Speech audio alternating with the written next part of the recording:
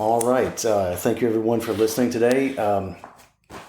Welcome to the rookie debut, the inaugural version of the Heroes and Icons podcast. Our show today is brought to you by my friends at Baseball Seams Company. They're based in South Dakota, and they make some great gifts for the baseball fan or the faith-based fan in your life. Again, that's baseballseamsco.com, and seams spelled just like you would spell seams on a baseball, S-E-A-M-S. So please remember to find us on, oddly enough, Heroes and Icons podcast on Instagram. You can either also, I'm sure you found us by now on SoundCloud and Captivate podcast venues. So if you would please review this podcast and like and share and all that good stuff, that helps us as well. Let me introduce my guest today. If you've been a fan of baseball over the last 40 years, he doesn't really need an introduction. He played for 12 years in the majors with Pittsburgh, Houston, and St. Louis, and he managed for 14 years in the bigs with Houston, Oakland, and the New York Mets, winning over 1,000 games and 2 American League West Division titles, both with Oakland. He also had stops over several seasons as both a coach and a scout with several different organizations, including the Los Angeles Dodgers, Colorado Rockies, Philadelphia Phillies, and Texas Rangers. As a player, he was a key contributor for the 1980 Houston Astros. He had a huge day at the plate in the 163rd game of the season on October 6th in Los Angeles with a 4 RBI performance, including a clutch 2-run single and a 2-run home run to help the Astros clinch their first ever division title, which was the National League West at that time. With the National League leading .432 average for the month of May in 1981, he was named National League Player of the Month. That year, he set a team record for hitting safely in 23 consecutive games, and he also finished 18th that year in the National League MVP voting. As a coach in 1988 with the Texas Rangers, he was named the Rangers recipient of the Harold McKinney Good Guy Award. No surprise there. And in 1999, as a manager, he was named the Oakland Athletics recipient of their Dave Stewart Service Award. For 4 consecutive seasons with Oakland from 1999 through 2002, he finished second in the voting for American League Manager of the Year award. He managed internationally with stops in the winter leagues for the Vaqueros de Bayamon in 1979 and 1980. And he led the 1994-1995, if I'm saying this right, Azucareros del Este, to their first Dominican League title. He managed China in the 2013 World Baseball Classic. He also coached and managed all-star teams in Italy and Japan. He is a member of several halls of fame, including the Shaler Area Pennsylvania Athletic Hall of Fame, the University of Wyoming Athletics Hall of Fame, the Texas Baseball Hall of Fame, the Houston Astros Orbiters Hall of Fame, and most recently in 2021, he was very deservedly inducted into the Western chapter of the Pennsylvania Sports Hall of Fame. He was a part of 7 Major League postseasons as both a player and a manager, and our guest today is Art Howe. Art, thank you so much for being my guest today. How are you and the family? What's keeping you busy these days? Well, actually going to the doctor's office. My wife and I, we've had a few appointments here, and my wife's going to have a procedure next month. So hopefully that turns out well, but I think it will. We feel very confident in the doctor, little heart surgery. So okay, good. Well, I've been thinking about that. Thank you. Anything else? Grandkids, golf? Oh, 6 grandkids. My one grandson is playing golf on his high school team and doing very well. Oh, great. My granddaughters are into cheer and all that. I mean, we're constantly going someplace to watch them, perform or the kids, compete in the golf tournaments and that. So that keeps you going. So we're very thrilled that we have 6 healthy young grandkids, and my children are all doing well too. Oh, great. Great, excellent. Any future baseball players in our down the line there? Well, I don't think so in my grandkids, but my son actually got to Double-A. Oh, wow. Okay. With the A's and hurt his ankle very badly and kind of missed out on the whole season, and that put him behind the 8 ball, and that was basically it.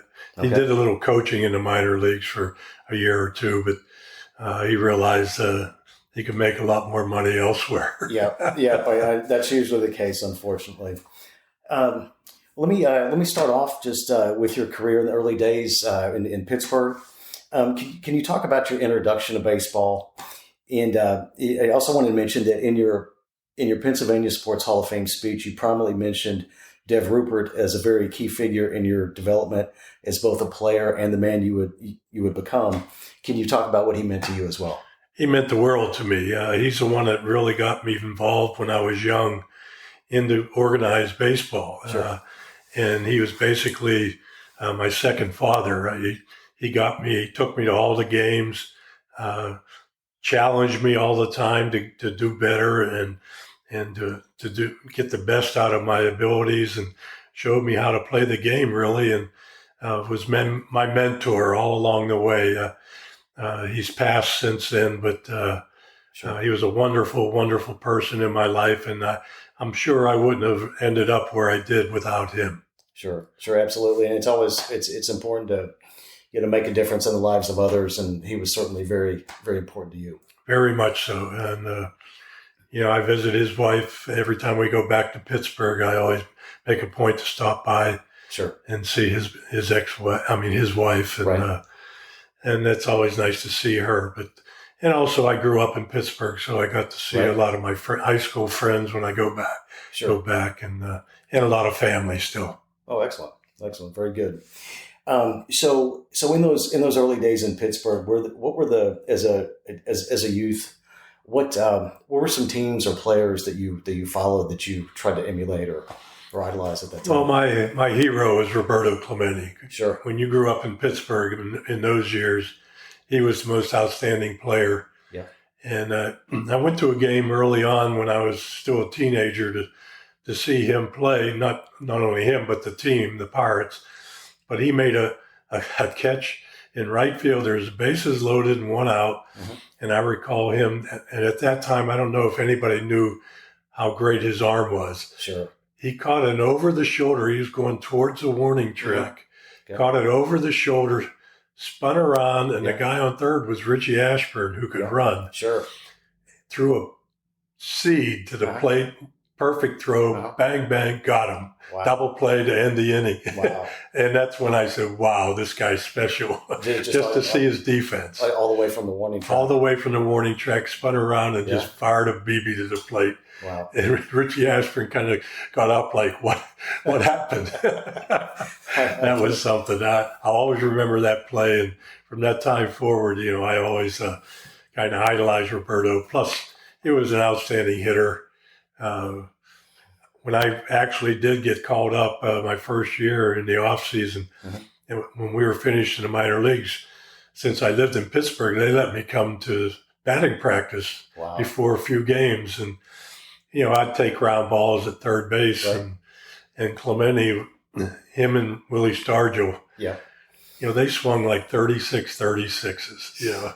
and on the end. It's like a Bob Watson bat, right? Yeah, it's a Bob Watson bat, exactly. And it was a different sound when they hit the ball. Sure. And I remember it had rained a little bit before we took batting practice, and on the AstroTurf, that was new to everybody, really, at that point. And Clemente, he hit a rocket down to me, like a one-hopper, and it hydroplaned off that, and it hit my wrist, and it had the commissioner's name on my wrist. Say you didn't tell about it. And I remember, the guy hitting me, the coach hitting me ground balls, said, hey, son, you better go into the outfield before you get yourself hurt. I said, I'm going. Oh man, that's a great story. It's I'm glad that you were able to kind of see him and maybe take some time with him. It was nice. Yes. I remember the first time I saw him come into the clubhouse. I think he was 39 years old at the time. Okay. And he took his shirt off, and it looked like a 21-year-old body. Yeah.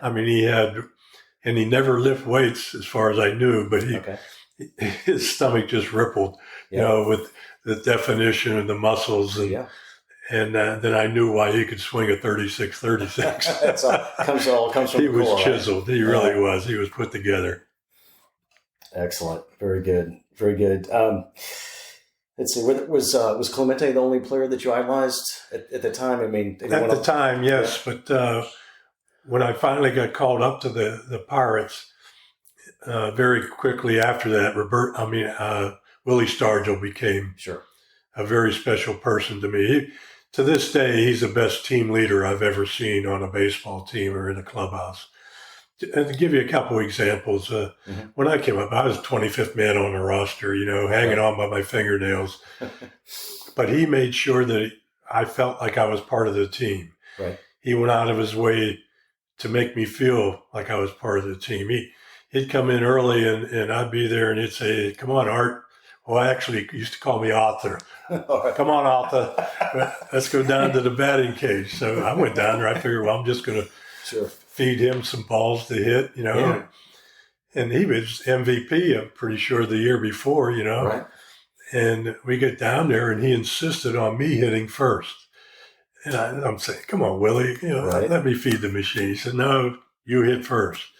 So after I hit, then I went down and fed the machine to him. And trust me, it was a different sound from his bat and my bat.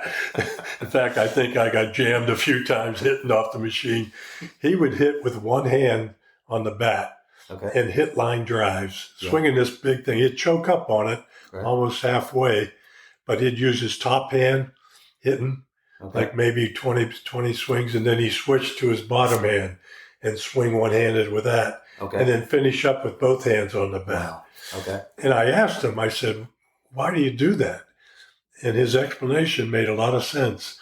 He says, "It teaches both of your hands to go to the ball." Okay. And he says most guys usually are top hand hitters. That's what guides the bat. Okay. He said, "I like both of my hands to guide the bat." Sure. So needless to say, I tried it a few times, but it didn't work too well for me, swinging one-handed. But it certainly made sense to me. Okay. Well, very good. Very good. So let me keep going through Pittsburgh here a little bit. So in 1964, you helped your high school baseball team win the state title your junior year. You graduate high school from Shaler. You attend Wyoming on a football scholarship, and then you injured your back your freshman year, and then you turned your focus solely to baseball. Yes. At that point.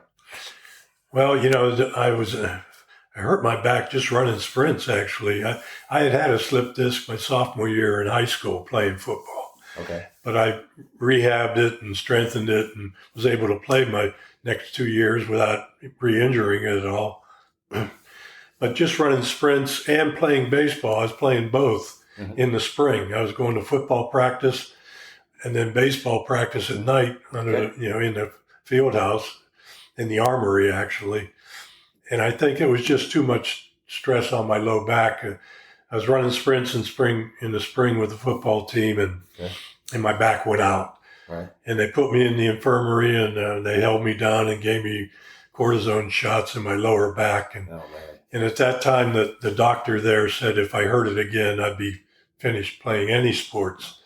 So that's when I made a decision I was going to forget football and try to earn a scholarship in baseball, which I did the next year. So, because my dad was a truck driver, he couldn't afford to put me to school, especially out of state. Sure. And the fact that I was able to get a scholarship, I was able to stay at YO. Okay. Very good. Very good.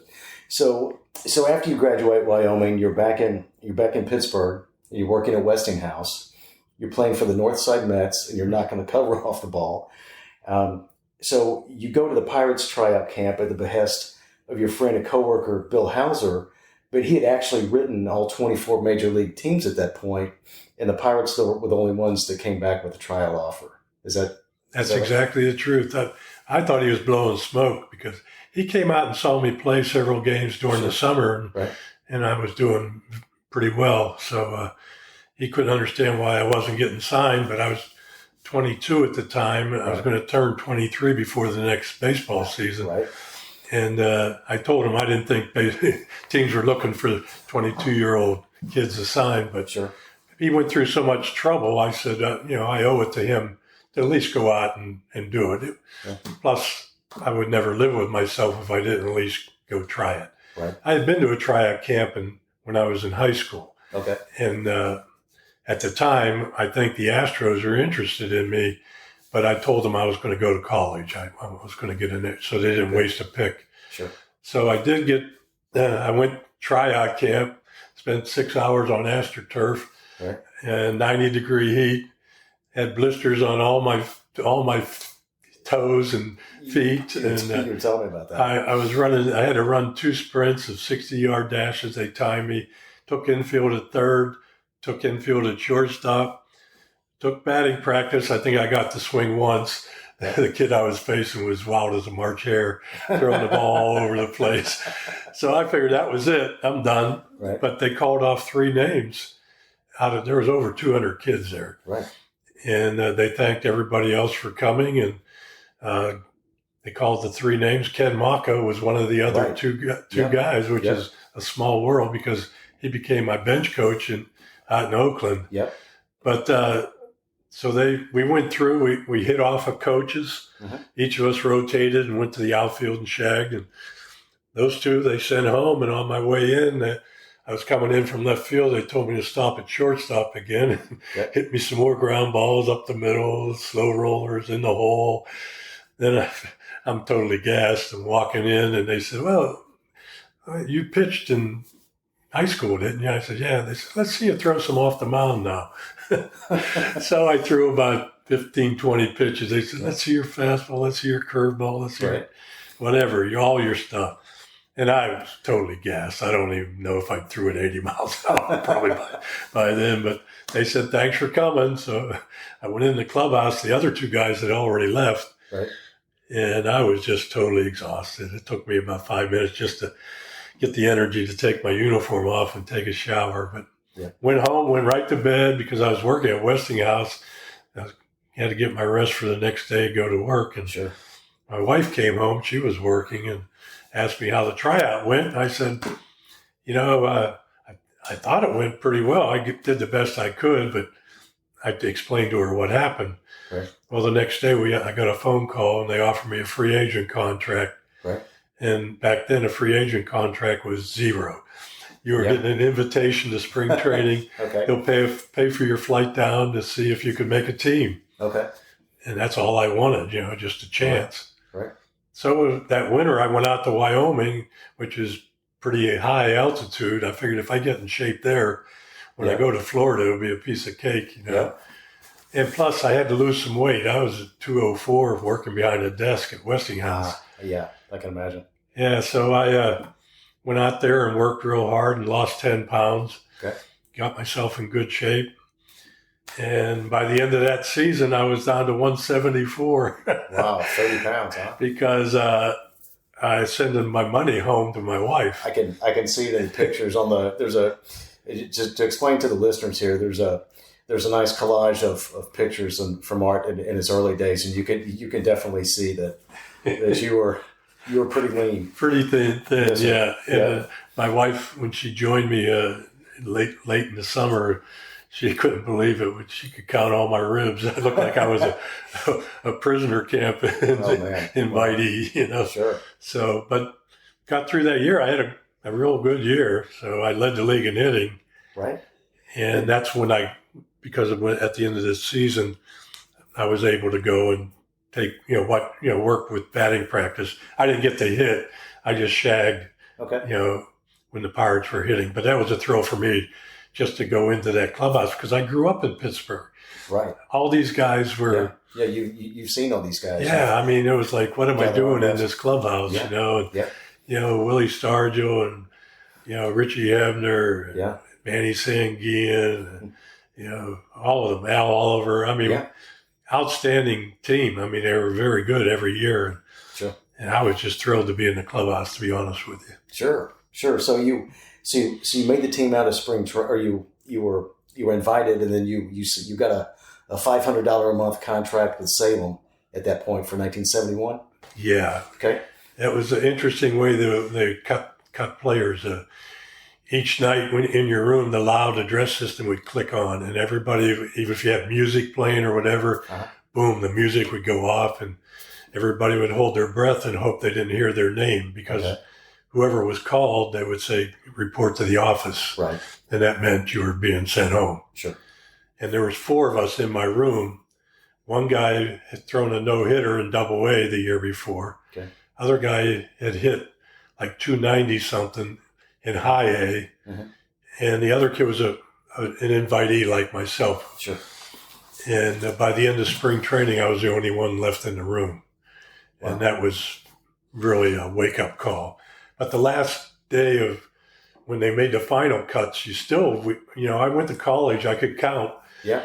And I knew the team I was on, there were still too many guys to fit that roster. There were 22-man rosters back then. Yeah. And I think we had like 25 or 26 guys still working out with us. Okay. So I'm thinking, the axe could still fall on me. But I was doing pretty well in spring training, but you never know. And each manager would call off his roster. Mm-hmm. And if it started with the AAA team. Sure. And then if you were on the AAA team working out with them, but your name wasn't called, now the AA manager would call off his roster. Okay. And now those guys were hoping to be called for the AA team. Sure. And if you weren't, then you knew you were going home. Okay. And that's the way they worked it. And they got down to A ball for me. It was high A, Salem, Virginia. Okay. And they called off my name. So but all the rest of the guys, those last few guys, they all had to go to center field and meet Harding Peterson, who was our minor league director. And he told them they're all going home. Okay. And it was a shame because those kids were the last ones to get cut from those teams. So they could have hooked on with another team. Actually, the kids who got cut earlier in the spring were better off because they could go to another camp and maybe hook on with another organization. So it was pretty heart-wrenching to see these guys. All three of the guys cried on my shoulder, my roommates, before they left. So it was tough. Well, there's only 24 teams at that time, so there aren't as many chances to make another team. Right. Yeah. But, that's all I wanted was a chance, and I was going to get a chance. So off to Salem, Virginia, I went. Very, very good. Very good. So your wife Betty is you're newlywed at this time, and you maybe have a kid or two in tow on the way. We had one coming in my first year, our oldest, Stephanie. Okay. And then so I wanted to ask you, so with that situation now, so you're on the road, you're in Salem, got the new family. So what challenges did that present you guys at that time? Well, I was making $500 a month, and I had to have two roommates to have a room, an apartment. So we shared the expenses. Sure. And it was funny. I just found out this year the minor leagues are getting their rooms all paid for. It must be nice. Well, it is. I'm glad they're finally taking care of those young guys because, they're not making any money down there. So it was nice to see that new rule came in. But, we made it happen. I was the driver. We all went in my car to and from practice and to and from games. And I remember one time it was so hot down in Salem, Virginia. We came out one time and I learned a valuable lesson to leave your windows cracked because we had them all shut and it was scalding hot out. I opened the front door and the whole back window went into a cobweb. just disintegrated. So we had to get the back window replaced. But from then on, we left an inch so it wouldn't overheat inside the car. But, those are funny things we remember going back. But the one good thing about about Salem, Virginia is if you hit a home run at home, Pizza Hut gave you all free pizza. There you go. So we were all begging to hit one out. And whenever I'd hit one, almost all the whole team would come over with me and we'd get some free pizzas. So that's how we survived for the most part. And there was a fellow, I can't recall his name, he had a restaurant downtown that for $2 you could get a great lunch. Okay. And that's where I ate every day at home, give him $2 and get a real good lunch. That kept you going. But he did that for the whole team. Whoever came in, it was a $2 lunch. That's nice that he took care of you guys. Yeah. Very nice people. Very good. Very good. So, so you had to do different things back then. Like maybe there's some other challenges with that we don't have today. You have to find a payphone or carry change with you and those type of things that most people now don't understand. I'm 52, so I grew up with a little bit of that, but you couldn't communicate as much as you did now. Sure. Plus, it costs you money to get a long distance call because exactly. And they'd tell you, 1 more minute or something like that. So you'd have to hurry up and finish up your phone calls. But yeah, I wouldn't trade it for anything. And those experiences and those times, I think, are what make us stronger and make us better, because we did have to go through them, and not having them removed or what have you. Yeah, I guess maybe some guys say, I wish I was born now. Not me. I wouldn't have changed anything. Sure. Back then you could leave your front door unlocked and not worry about anything, and let your kids go out and play wherever and not worry about anything. Times certainly have changed. Sure. Not for the better. No, unfortunately. Yeah. Unfortunately, maybe those things will come back around. I hope so. Good. So let me ask you, just also in those days, in regards to equipment and teams being notoriously tight-fisted then on purchases, or maybe all the way through time, what was it like trying to acquire or negotiate equipment in those days in the minors? Well, the fact that I led the league in hitting my first year helped, because I got a contract with I can't even remember let me see that bat there. Louisville Slugger. And at Adirondack. Yes, but I had a contract with Louisville Slugger, so I could get a few bats sent to me. I mean, back then, it was all wood, right? And if you broke them, you're in dire shape, because everybody treasured their few bats that they got. I can imagine. It was like gold. You took care of it. Yeah. But and the glove, I got a glove from Louisville, and so you just took care of it as best you can, and that was it. You were lucky to get anything else. The uniforms were supplied by the team, sure, so you didn't have to worry about that. But your shoes, you had to go out and get pay for your own shoes and things. So yeah, money was tight, and we used to get $5 a day meal money on the road. Okay. And McDonald's was a big favorite of ours.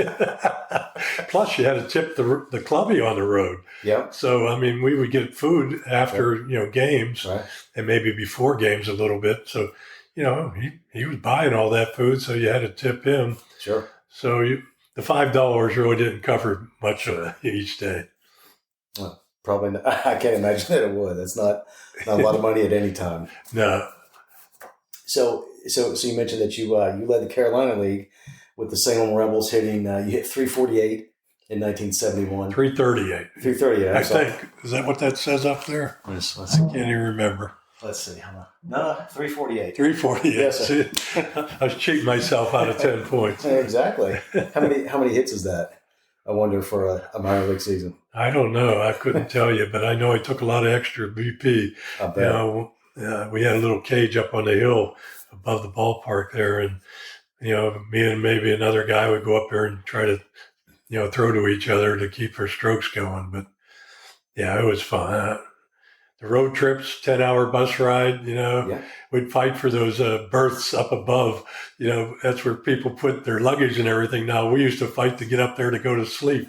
So the first guys on the bus would get those prime lofts, we would call them. You race out there for them almost. But we also got to know each other, 10 hours playing cards together, right? Telling each other about our backgrounds and our families and everything.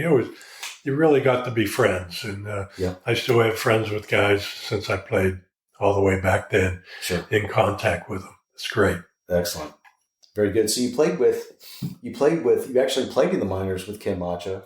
No, he was a level below me, actually. I think he signed maybe the year after I signed. Might be off a year. Okay. Yeah, I think he would. I did play a little bit in the big leagues with him. He came up at towards the end of my second year in the big leagues. Okay, so 75. And we played together there a little. But that was it. And it was amazing how things happen. Years and years later, we hook up together in Oakland. So that was fun. He did a great job for me as a bench coach.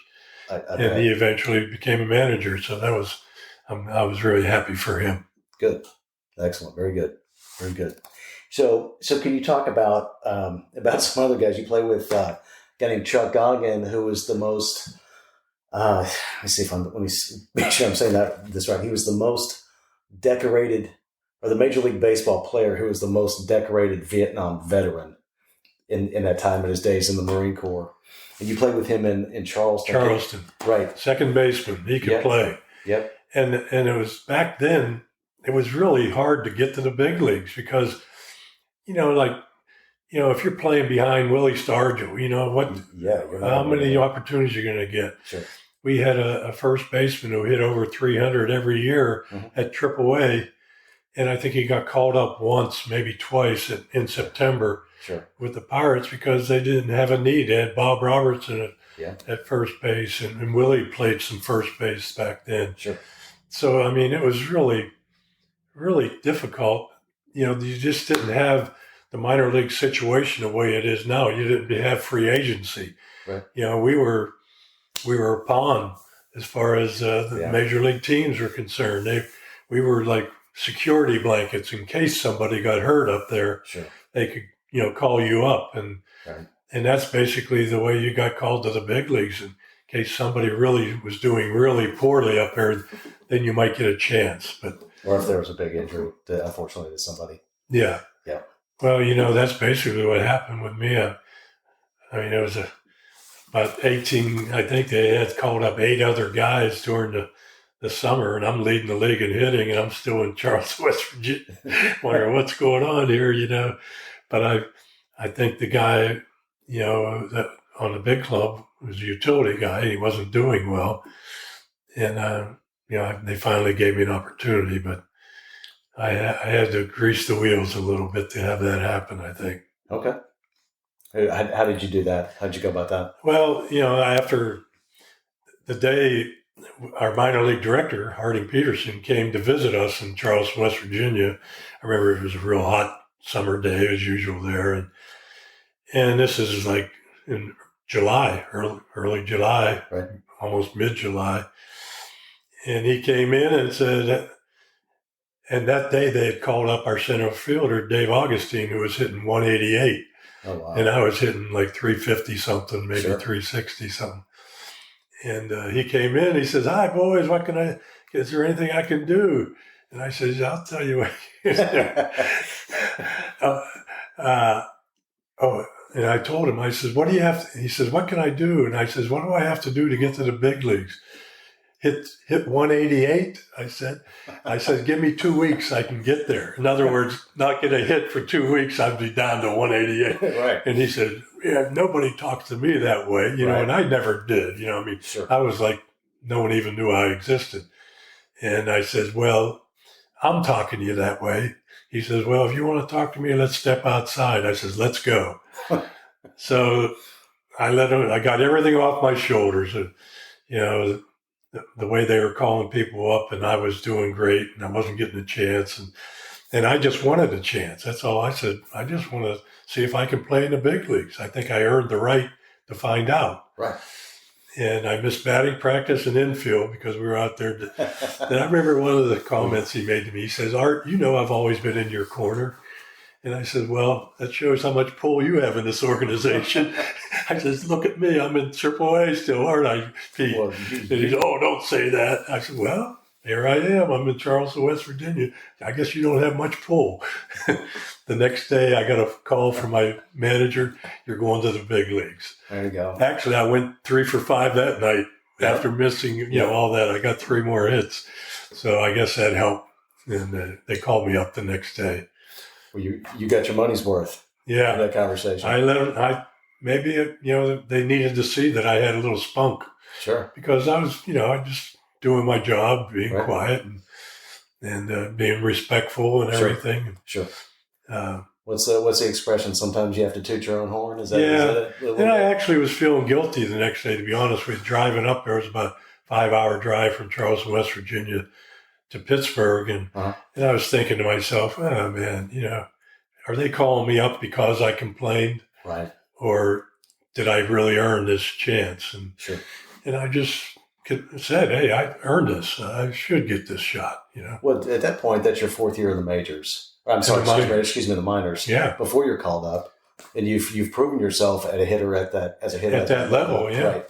Right. And I had told my wife going into that season, I said, if I don't get called up, if I don't get to the big leagues, I'm calling it quits. You know, I'm going to go to Westinghouse, Right. go back to work there. And because, you know, I'm away all summer and everything in the minor leagues. Right. We're not making any money. Right. I had to borrow money from my parents so 1 year, which is very hurtful. I didn't ever want to have to borrow money from my dad. And yet, because I think all my brothers had done it. Right. But I did because I had to. And but I repaid them and as soon as I could. And, but it was hurtful. And my pride was hurt. That's a tough situation. I can imagine. So, but got to the big leagues that night and first guy in the clubhouse. Yeah. I went right to the clubhouse. I didn't even go home or anything. I went straight to the yard. And like I said, I was the first one in there. And my locker, I was next to Bob Moose. I remember Moosey. He was a reliever on the team. He was quite a character. Him and Dave Parker used to have a lot of fun with each other. I bet. They used to call each other names that you couldn't do these days. Yes, sir. But it was all in good fun. Right. It was all in good fun. Absolutely. So when you get there, do they just automatically assign? It's like here, how you're going to wear 18? Is that pretty much how that happened? Yeah, it was 14. They gave me 14. I'm sorry. And backwards 14. Well, the reason I took 14 at that time, Ed Ott was a close friend, and we had played some minor league ball together. And Otter was a heck of a catcher and tough kid. Sure. And I think he for some reason wasn't on the team at that time. And I can't recall why. Okay. But he told me, you can have my number. And so I took 14. But I remember I had number 8 in the minor leagues. Okay. And Willie Stargell wore number 8 in the big leagues. You weren't going to get that one. And Willie, and this is the kind of guy Willie was. Yeah. He came over to me like the first day or so, and he says, what number were you wearing down there? And I said, 8. He says, oh, do you want to wear it here?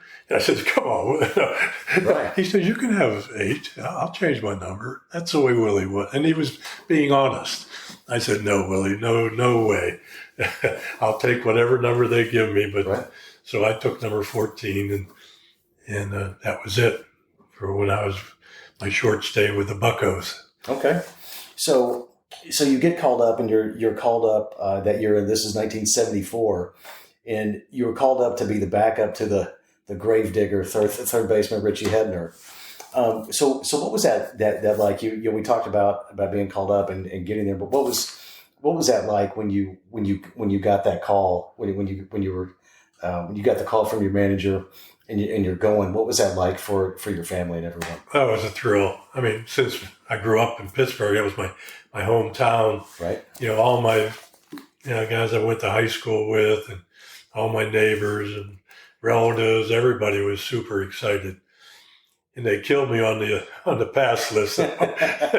We used to get like 4 family and 2 friends, something like that. And I had to borrow them from all, because I couldn't afford to be buying all those tickets for family and friends. But I worked it out as best I could. But all the guys helped me out because they knew I was from Pittsburgh. All the other, and if they weren't using their tickets, they come over, Artie, you can have mine. You can have mine. So you get on the pass list and you start writing all those guys' names and putting all my people that were coming to see me. But it was nice. It was very nice. And Hacker, affectionately known as Hacker because he hacked at just about everything, Richie Hebner, but he can certainly hit. And you didn't want to throw him the low ball. From the ankles to the knees, he would wear you out. He was going to golf that one. Oh, he loved the ball down there. Oh, man. But he was quite a hitter. He hit 300, I think, a couple of years there. And I knew I wasn't going to get much playing time, but whenever I got it, I cherished it, went out and did the best I can. I think I got to play 1 week straight, and only because we won like 6 games in a row. In the 7th game, we lost, and I knew that I was coming out of the lineup. That's the way Danny Murtaugh was. His streak was over, right? He would play a hot team or a hot streak. Right. He wouldn't change the lineup as long as it was winning. He was going to ride that out. He would ride it out. Yep. And And the reason I got in the lineup, it was against the Astros. And Richie Hebner, back then, J.R. Richard was pretty wild. Sure. In his first couple of years in the big leagues. Okay. And he threw a ball 100 miles an hour. Oh, yeah. And nobody, even the left-handers didn't want to face him. And Richie Hebner was a left-handed hitter. Right. And J.R. is a right-handed pitcher. Sure. And Hacker looked at the pitching matchups coming in from Houston, and he saw that, JR was scheduled to pitch one of the games. Yep. And I think Durker was scheduled for another one. Right. And he says, you better get your rest tonight, Artie. My back's starting to tighten up on me. And I thought he was joking, I said, yeah, sure. I knew they were right-handers. The next day, I'm in the lineup. My name's in the lineup. Yeah. And Hacker's got a big smile on his face over the locker. He told Danny Murtaugh, my back's hurting. I can't play. He sandbagged that one. So I got in there and probably drew a couple of walks from JR and got a couple hits off of Dirk. And we won both games. And then the next series came in and we swept that series. And now Hebner's mad because he wants back in the lineup. But Murtaugh's going. And the funny thing was that the last game we lost, we were playing the Braves, and Ralph Carr's up with the bases loaded in like the top of the eighth. We're up 2 runs. He hits with 2 outs. Okay. He pops up along the foul line. I'm playing third base. Okay. I go over to the stands, and in Pittsburgh, the stands were about 3 feet higher than you were. Okay. They were standing that much higher than you, right. And there was a couple of rails, but you could reach between them. Okay. And catch a ball, even though it was going into the stands. Right. I'm right there ready to catch this foul pop for the 3rd out of the inning. Right. And a fan catches it about 2 feet above my glove. Oh, man. Oh, and I'm upset. I'm mad because I know next pitch, Gar triples to right center. Yeah. See, Art, you're out of the lineup tomorrow. Sure enough, I wasn't playing again. But if I had made that catch, and I was going to catch it, it was coming right into my glove. Well, that was no fault of your own, though. But it wasn't meant to be, I guess. And, sure. But that was my streak in Pittsburgh. I got to play 7 games in a row there once. There you go. Well, can I ask you about I want to talk about your debut. Oh yeah. So let me set the table here for the audience, and please correct me if I'm wrong. So it's July the 10th, 1974. You're playing at Three Rivers. It's the bottom of the 7th against the Braves. Dave Augustine grounds out. Your pal Mario Mendoza follows with a single. He advances to third on an E9, which is an error by the right fielder. And then Murtaugh says, "Howe, grab a bat. You're going to hit for Patterson, who's the pitcher Darrell Patterson." And Carl Morton is on the mound for Atlanta. And so as a rookie making your major league debut, what type of pitch are you looking for, and what is the bench telling you? Well, first of all, I was down in the bullpen just trying to help out. I didn't expect to even get in a game or anything. Sure. And the inning ended. Between innings, the phone rings in the bullpen. That's down the right field line at Three Rivers Stadium. And they say, send Hal down. He's hitting for the pitcher. Right. So, geez, you talk about butterflies, man. I mean, they're going a mile a minute. Then you have to hoof it down to the dugout. So I had to run down to the dugout. Right. And, by the time I get down there, I'm trying to find my bat amongst all these trees. The Pirates, they all use these 35 or 36. I'm using a 34.5-inch bat, and I can't find my bat, and I'm in a panic. I finally find my bat. And now I got to find my batting helmet. Right. It's in the rack. And I finally get that. And I come out of the dugout, and the home plate umpire, God, it wasn't Doug Harvey, but it was an old Irishman. He had his hands on his hips looking at me. And I'm thinking, I didn't even take any practice swings on the optics. I went straight to the batter's box. And he looked at me and he says, "Are you ready, son?" And I said, "Yes, sir. Yes, sir." And then he laughed. He says, "Don't worry about it. Relax. You're okay." That helped. But I got in the box, and I worked the count to 3-1, and I hit a swinging bunt down the third base line. Okay. And they let it roll. And there I am. I'm hitting 1,000 in the big leagues. There you go. it does. So in the baseball reference in the box score, it mentions it reads that you got the single to third, and with Mendoza staying at third, but on the top on your Topps card from 1980, it says that you banged out a single. Banged out a single. But you explained it. But it was funny. The next day, I was pumped. First guy in the clubhouse again. Heck yeah. Danny Murtaugh's playing cards with his coaching staff, and they're laughing and everything, having a good time. And I got my back. My locker's here, and I'm getting my stuff out. All of a sudden, it gets real quiet. Uh-oh. And I'm wondering what something's up. Okay. And Murtaugh walks over. He had the dry humor. Sure. But he taps me on the shoulder, and I turn around and I said, "Yes, sir. Yes, sir." He says, "You know what? You make me sick." And I'm thinking, I'm going back to Charleston. I said, "What did I do, sir? What did I do?" He says, "You know how long it took me to get my first big league hit?" And he started laughing. He said, 14 games or something like that, or 14 at bats. And he says, "Congratulations, son. That's great." And he walked back, and they all laughed over there because they knew how scared I was. But that was okay. That night I pinched it again. Made it out. I had the biggest slump in the history of the game. 500 points. That's right. You're batting 500 now. Yeah, 500. You're 1 for 2. So did they throw the ball out of the game for you? Yes, they did. I got that ball. It might be right in here somewhere. Who knows? Okay. My wife has it someplace. Good. Yeah. Good. That's a great. That's my hit streak over there. Those balls. Okay. And 23 game hit streak. Wow. That was a triple I hit for my last hit off of Vida Blue. Wow. And I'm sure I got my first hit. It might be over there. I don't look at them that much. I understand that. And a lot of guys aren't, I don't think are terribly sentimental in a lot of cases after they've played. But that's great that you have that. That's a great, that's a great moment. That was nice. That's what I tell people. I don't want to hit it too hard. I want to get the ball back. You don't want to get it fouled off on the next pitch. You don't want the pitcher to get it or anything. So can you talk a little more about your Pirates teammates? When we talked about Willie Stargell, Al Oliver, Richie Hebner, Manny Sanguin, Richie Zisk, Mario Mendoza, Jim Rooker, Steve Blass, Kent Tekulve, Ken Macha, and all those guys. And can you talk about how they influenced you, how to be a professional and tip the clubbies? Well, first of all, it was a loosey-goosey group. Okay. I mean, they were I went from them to the Astros, right. and at that time the Astros had lost like 105 games when I came over there. But when I was with the Pirates, it was unbelievable, the confidence that they had. Sure.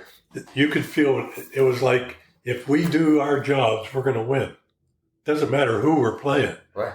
That's the confidence they had. That's a lot of confidence. If we mess up, we may lose. Okay. But if we play our game, right, we're going to beat those guys. And that's the feeling you had in that clubhouse. Right. It was great. I mean, you could feel it. It was oozing out of them, the confidence. And I played with Richie Hebner. I played with Richie Zisk in AAA, so I got to know Richie there before the big leagues. Mm-hmm. I also played with the big right fielder, Jesus. Came up just before I did from AAA. That's terrible. My memory's going on me.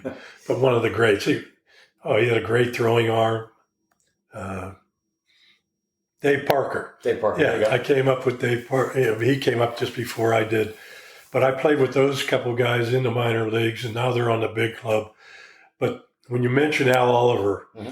the year I spent there, the 2 years I spent there with the Pirates, a year and a half, whatever it was, he hit the ball more consistently hard mm-hmm. than any other player in the big leagues. His outs were hard. Yeah. I mean, Scoop, he could hit. He could flat rake. Yep. He choked up about an inch on the bat, and he knew his strike zone. But, man, you couldn't throw a fastball by him. Sure. And Sanguin, another guy, you could throw a fastball from the tip of his hat to his ankles, and he was going to hit a BB someplace. I mean, there wasn't a pitch he didn't like. I mean, they could hit, they could rake, and it was infectious. Sure. I mean, you were a Pirate. You're supposed to hit, right? Man. Let's go. And that came from Clemente because he was the best. Oh, yeah. He was the best bad ball hitter that anyone's ever seen. Exactly. Right. And they never said, "Hey, quit swinging at those," because who knows? They could hit it out of the ballpark if it was on his toes. But it was just great to be around that atmosphere. A championship team. We went to the playoffs.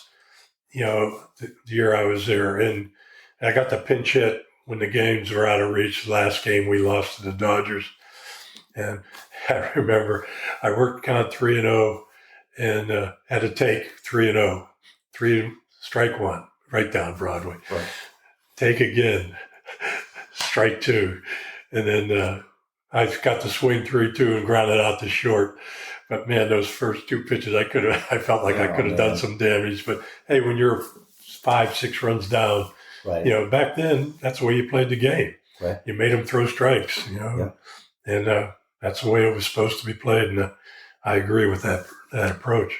Well, you played in a great era of baseball. That's for sure. Yeah, I did. Let's see, where are we now? So it's the end of 1975, and the Astros trade Tommy Helms to the Pirates. January, you're the player to be named later. The infamous player to be named. And then you go to, so it's 76 now, and you start off with Astros in Memphis. Is that right? And right. You're hitting 471 there, and then you're called up at some point there. Yeah, I was a little upset, to be honest with you. When I came to the Astros, Tal Smith was the GM then, and sure. He assured me I was going to get a chance to make the club. Right. Because, like I said, they lost 105 games before. And he told me I was going to be competing with my good friend Enos Cabell for third base. Well, I played against Enos in the minor leagues, and he played first base for the Baltimore Orioles at that time. Yeah. So I'm figuring, well, if he's coming to third, I've got an edge on him because I've played third base all this time. Sure. And I remember telling Tal, well, if that's the case, you're talking to your third baseman right now. And I remember Tal saying, hey, I like that attitude. I like that. Well, as it turns out, it wasn't competition in my book because I hit over 400 during the spring. Mm-hmm. I made one error, and that was like the last game, or we came to the Dome to play. Right. And the ball, somebody hit me. We were playing, I don't know what other team. Hit me a ground ball to third, hit the seam, and took a nasty hop, and I booted it. Okay. And that was the only error I made all spring. Enos made like 10 errors or something during the spring. Yeah. And I know I out-hit him. Yeah. When they announced the team, they said that we were playing in the Superdome. We finished in the Superdome. In New Orleans, sure. And I remember one of the coaches come up to me to tell me I had made the team. You made the team. Mm-hmm. And I says, I know. I mean, I earned that. Mm-hmm. And he says, well, Enos is starting at third base. And what do you mean? Mm-hmm. I outplayed him in the spring, I was told. So I learned a valuable lesson there. You don't believe everything you hear.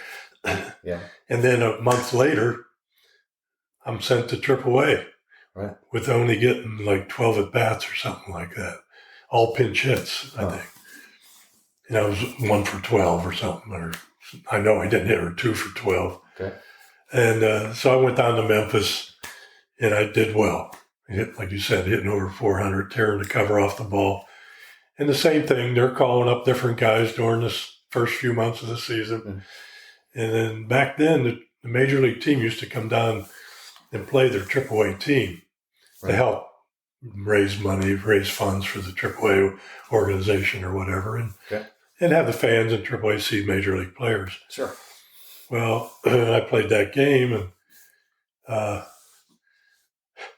went 3 for 5 against and hit the triple to beat the major league team that day, that night. And I forget how it went, but I was upset that I wasn't called up, with the big club. Right. And the same thing, they called me up. I think I waited till September Okay. I got called up in September. Okay. And sat for 26 days or something like that without getting in a game. Oh, man. I was thinking, I want out of this organization now. Right. As fast as I can. Sure. Well, the last 3 or 4 games, all of a sudden, I didn't even at that point even look at the lineup card. I used to just go to the outfield and start shagging. Sure. I wasn't going to play. Yeah. And all the guys are coming up to me, have you played second base before, Art? Have you played second base? And, we pull each other's chain a little sure. bit, goof around with each other. And I said, okay, I know you guys want me to run all the way in there and look at the lineup card so you can all have a nice chuckle. Have a laugh at your expense. So I said, but when Roger Metzger, our shortstop, came up to me and said, hey, have you played second base? Then I thought, well, this is pretty serious. So I ran in, and sure enough, I'm in the lineup playing second base. Okay. I'd never played second base in my life. So I go to the on-deck circle. I'm waiting. We're around the cage, take BP. I'm waiting to get my turn to hit. And Bill Verdon's our man. Right. He turns and looks at me and he says, you have played second base before, haven't you? I said, oh, yeah, I've played a lot of it. And I'm thinking, you idiot. So I go back out after my turn of hitting. I go to Roger. I said, Trout, you make all the calls on coverage and stealers. And to be honest with you, Trout, he was the best I ever played with. I mean, you could close your eyes, run over there with your glove at your chest and hit it, put the ball right there every time. That's how good he was. So, so then I played those 4 games and got a couple hits just about in every game. Yep. And called home, and my wife says, man, you're doing great. You're doing great. I said, yeah. I says, I got a bad feeling. She says, why? I says, they're going to keep me now as a utility man because I showed I could play second. They know I can play third. Right. I says, I in a way, I was hoping I wouldn't do so well, so maybe just get rid of this guy. He can't help us. Right.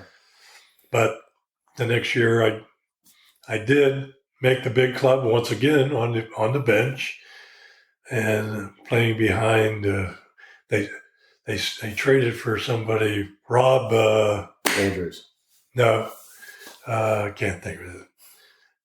But they gave him the second base job. Okay. And I'm sitting on the pine again. And finally, the injuries, Trout got hurt. They had him, and this guy was struggling. I can't even think of his name. It's terrible. They finally put me out at second, and I start doing it, and I hit. Sure. And they couldn't kind of take me out of the game. Sure. Off the team. So eventually, one thing led to another, and I finally got a chance to start playing third base where I belong. Sure, absolutely. But then they brought in, I should have done my homework on my history, on names. But, I played first and third the last few years that I was with the Stros. Yeah. But at least I was in the lineup. No, absolutely. Absolutely. So did you know anything about the Houston organization? I mean, did you know Bill Verdon from the Pirates organization? I knew him as a player. Okay. Because he was a great center fielder. Sure. I mean, he could go get him. Yeah. And his first year, he was Rookie of the Year or something like that with the Cardinals, I think, when he came up. Okay. But he never really hit real well after that. But he hit decently, right. 270, something like that, for the Pirates. But he could really play center field and he could run. And he was a hard-nosed player. And when I was coming to the Astros, I thought, man, that's the perfect guy I wanted to play for. Right. And it took a while before I got to play for him. Sure. But, he was big on conditioning. I'll tell you, we were the best conditioned team in Major League Baseball. But we seemed to always get off to slow starts. Right.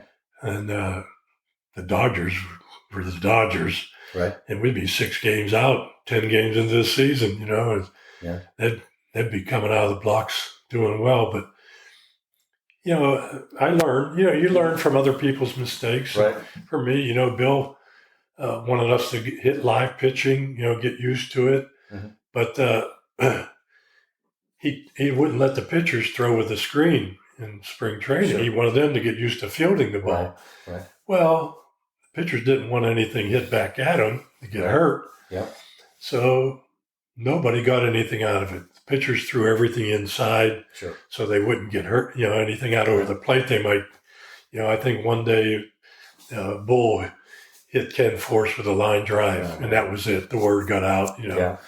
So we really didn't get anything to swing at. Right. And another thing, he was a stickler on fundamentals, which he should be, but you get like 2 bunts, a hit and run, and 6 swings. Okay. Well, if you didn't get the bunt down, that was one less swing you got. Every bunt you screwed up was one less swing. There were times when guys didn't get a swing because we're facing live pitching. Just came out of the, up northeast somewhere from the winter. You haven't seen live pitching since last summer. Right. And all of a sudden you're facing JR and Nuxie throwing knuckleballs. It's like, wait, trying to bunt the ball. And Nolan throwing, So I know what he wanted, guys to get used to that and to concentrate on getting it done so you could get your swings. But in the long haul, we just didn't get our reps swinging, and it showed early in the seasons. So I learned from that when I managed. I bet. Yeah. So what was Burton like to play for as a manager? Because he was known as I understand it, just an old school type of manager. Yeah, he was. I mean, he was from what I've heard and what I've experienced, when he was a coach, he was unbelievable. He was easy to talk to. He was outgoing, whatever. When he managed, he kind of put a wall up around him. Okay. For whatever reason. Right. And I remember when I went in the first time I was going to manage winter ball, I went in at the end of the season because I knew he managed winter ball also. Sure. And I asked him for his advice. And you know what he told me? And I'll always remember it. He said, don't get too close to your players because it could affect your decision making. Okay. Which made sense to me. Right. But I think he took it to an extreme. Right. Whereas, I got close to my players, but sometimes you got to make a decision for the team, and if you're going to hurt a player, in his mind, that's, it's a tough business and you got to do it. Sure. But you can explain it to him in a nice way that, And from what I understand, he would call guys into his office, wherever the situation was, and he would just flat out tell them in no uncertain terms that you weren't very good or this guy's better than you or whatever. He was a little rough around the red. Sure. I remember I went in, I had a 9-game hitting streak, something like that. Hottest hitter on the team, and he pinch hit for me with Denny Walling, one of my best friends. Yeah. My best friend is, and we were in a pennant race at that time. And, Denny, I think, hit a sac fly or whatever to help us win the game. Mm-hmm. But I was upset because, I think I was the hottest hitter in the league, let alone on the team. Right. And I remember after the game, I went in to talk to him about it. I said, Bill, what do I have to do to get a chance to hit in that situation? Right. His answer was, get used to it. It's going to happen more often. Wow. That's the way he said it. And that's when I wanted to go over the desk and let him know how I felt. But I turned around and walked out. Right. And from that point forward, when young guys, every spring, Bill would say in his initial talks to the team, my door's always open. If you want to talk about something, come on, you're welcome to come on in. And I would tell all the new players and all the young guys, you better think twice before you go in. Because you may not like what you hear. Yep, absolutely. So what did you take from?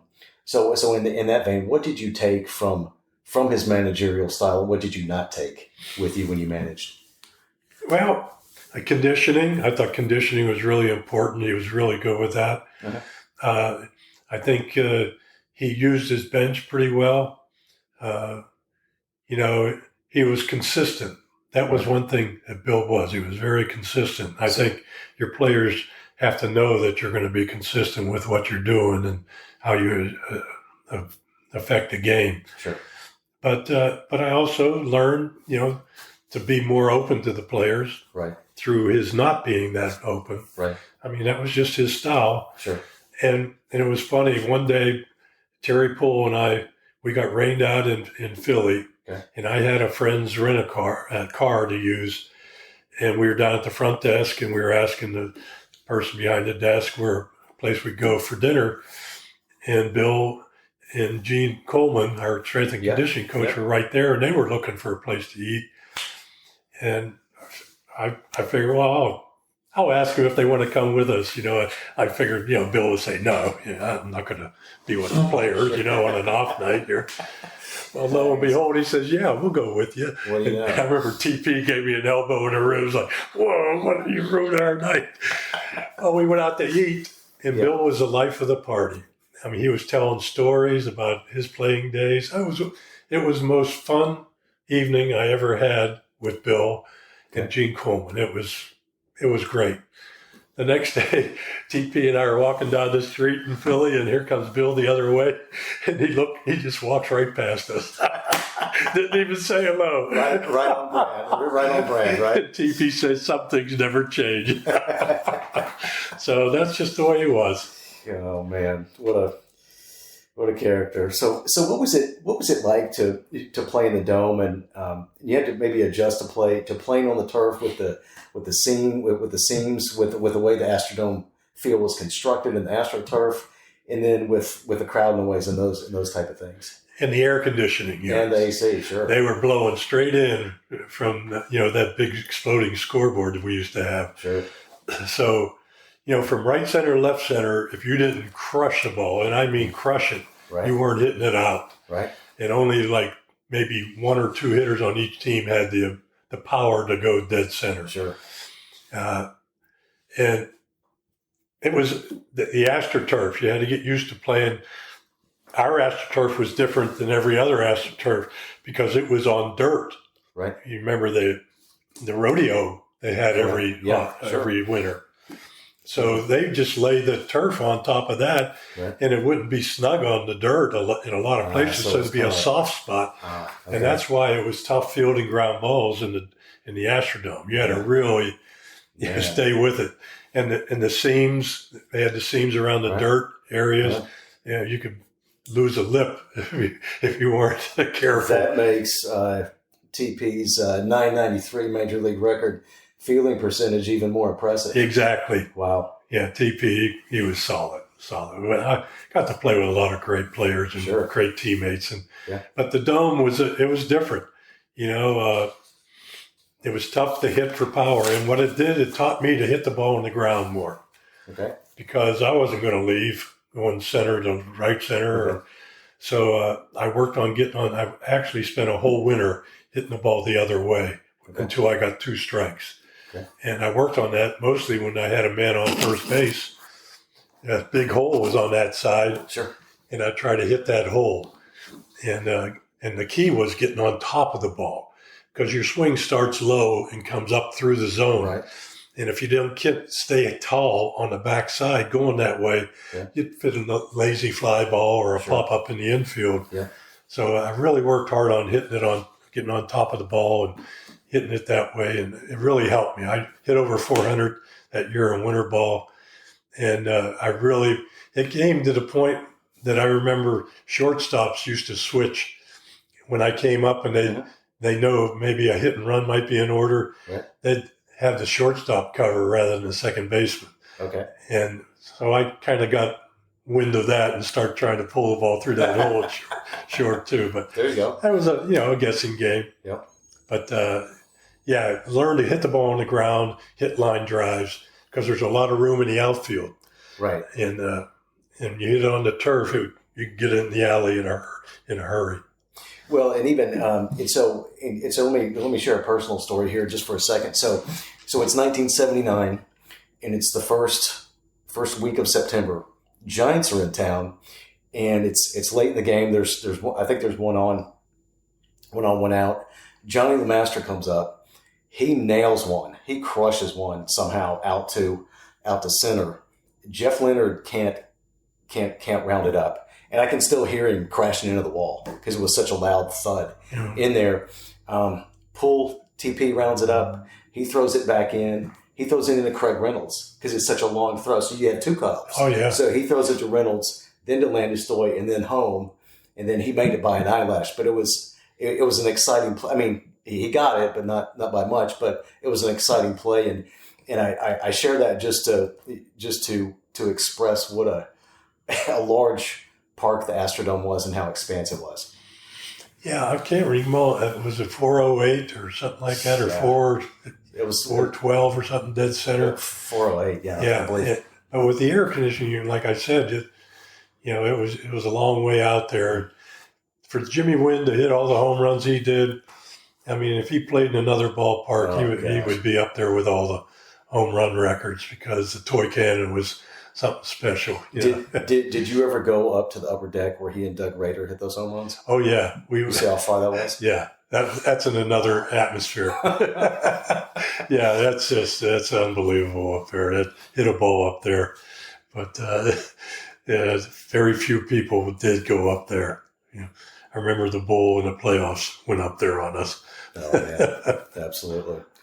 So was there? So speaking of stadiums, so how important was it to when you went into another stadium, maybe that you weren't really familiar with, hadn't played there a whole lot? How important was it to know those dimensions, or to get out there and get a little work in before the game started? That's why we always had early hitting. When we went on the road, first day in, we'd have like 3 o'clock or 4 o'clock. We'd get the field for an hour, and that's when you would get out and, if you were an infielder, get the ground balls and everything, and then see the foul lines to see how much foul room you have for a pop-up along the sidelines. Right.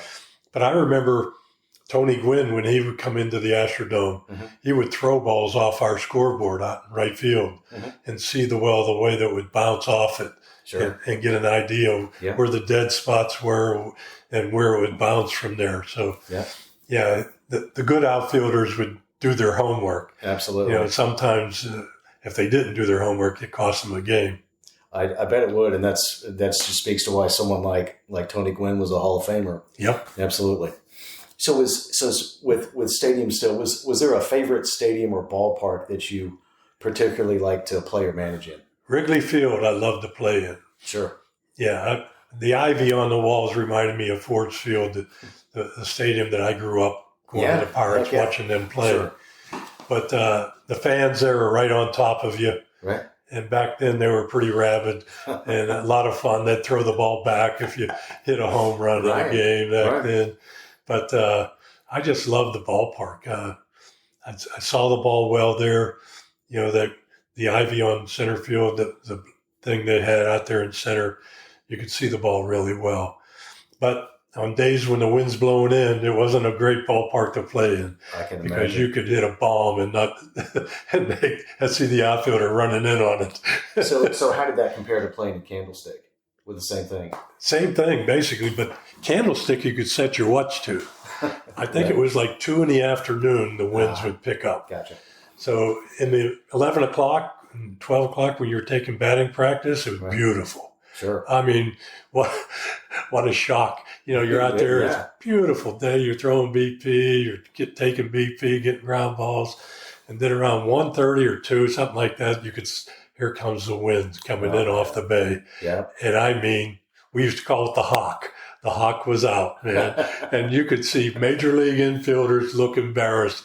The ball would be hit to an outfielder and the shortstop would catch it. Oh, yeah. But you'd see the shortstop would start running out and all of a sudden it put the brakes on, turn in reverse and running back in. And I got one, my rookie, when I was with the Pirates, I'm playing third base and Willie McCovey's up. Oh, wow.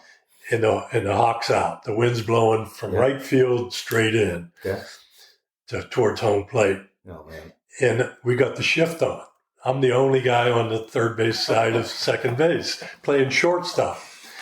So Willie hits this ball off the bat. I say, oh, that's down the left field line. I just drop my head and take a first few strides and I look up and there's no baseball.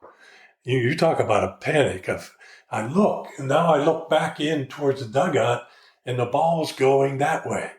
Now I make a left-hand turn, and I'm coming coming down the track, which is in foul territory, right in front of our power dugout. And I lay out and I make a shoestring in the top of my web catch.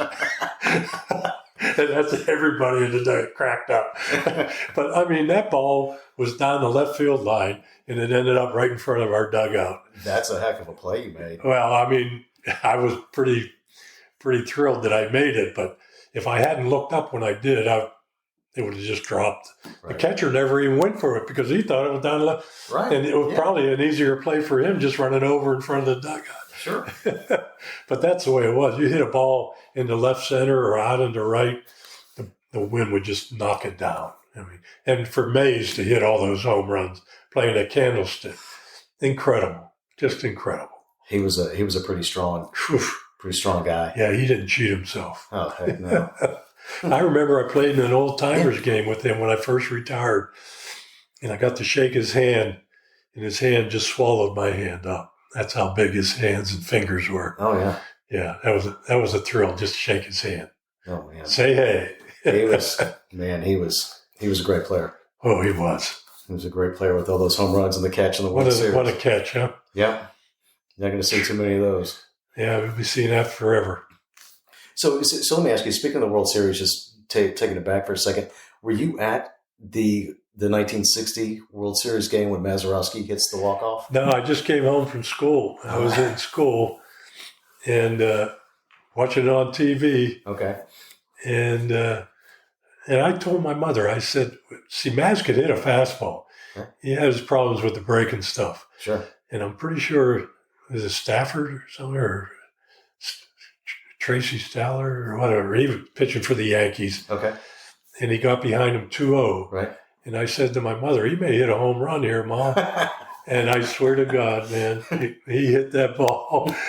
And my whole neighborhood went. Everybody was outside jumping up and down. I mean, all across Pittsburgh. And the next day they had like a parade downtown. Yeah. And one of my relatives took me to it. And they were in these convertibles coming down. Yeah. And I got to shake Elroy Face's hand. Yeah. And I didn't wash it for about 2 or 3 days after that. But that was great. Pittsburgh it was alive then. That was what a wonderful feeling that was. Championship club. I bet. That's good stuff. That is good stuff. So let me talk about. Let me move on here for a second to some of your Astros teammates, and I want to ask you about some of the nicknames. So we talked about the Bull, Bob Watson, Trout, Roger Metzger, Cool Pool, Terry Poole, and you mentioned before the Rat, Rafael Landestoy. And I wanted to ask you just a little bit, or just in general, how do baseball players get their names? Get those nicknames? Yeah, get those nicknames. Well, I think Trout, probably because he loved the fish. Sure. I think that was probably how Trout got his, Is it something that the player does or something about sometimes, the name? Right? Sometimes it is. Like Scoop Oliver. Right. Al Oliver. Sure. He played first base originally. Right. And he's scooping it out of the dirt, so they called him Scoop. Okay. And that stuck on him, right. Stuck with him. Let me think of some more names, like Pops, Willie Starr. Cole Poole. He was just cool. Yeah. He was cool as the other side of the pillow, I mean, he was just that cool of a player, Yeah. I don't know if he ever got dirty, He was like we didn't have to get feel it every time. He was like Garvey, Steve Garvey. That's what we used to. He'd slide and he wouldn't get dirty. He was Mr. Perfect, Mr. Clean. Yeah, but I'm sure that everybody got their nicknames for reasons. Well, Rafael Landestoy, I think it was just. He was just small, and the guys just called him Rat. The way he just the way he moved and whatever. That was good. And we talked about Roger Metzger a little bit. That you mentioned before in another conversation we had that you played with a Hall of Fame shortstop in another city, but that Metzger was better than any of those other guys that you played with. Yes. And can you talk a little more about what made him so special in that way? Well, first of all, I don't know if anybody knew how strong his arm was. Okay. Trout had a cannon. He really did. And to prove that, he ended up playing shortstop in the major leagues with 2 of his fingers. Right. He had a terrible accident over the offseason. and there he is throwing with parts of his fingers and throwing to first base. And he's hitting as well. Yeah, in San Francisco when he was towards the end of his career there. That's an amazing thing to say about it. But he had great range, he had quickness, and he studied the opponents. He knew their tendencies, where they're going to hit the ball. And like I said, turning a double play, he'd put it right there every time. Boom, right there. Right. You never had to reach behind you. Never had to reach down over your head. It was chest high, boom, right there. Right every time. And you're turning to first. And like I said, he had great range and fundamentally sound. Yeah. And that's where, I played with Ozzie Smith. And I mean, obviously, people probably say he's the greatest shortstop defensively. And that's because he did things acrobatically. Right. I mean, he was a specimen physically. Sure. But Trout was more fundamentally sound. Okay.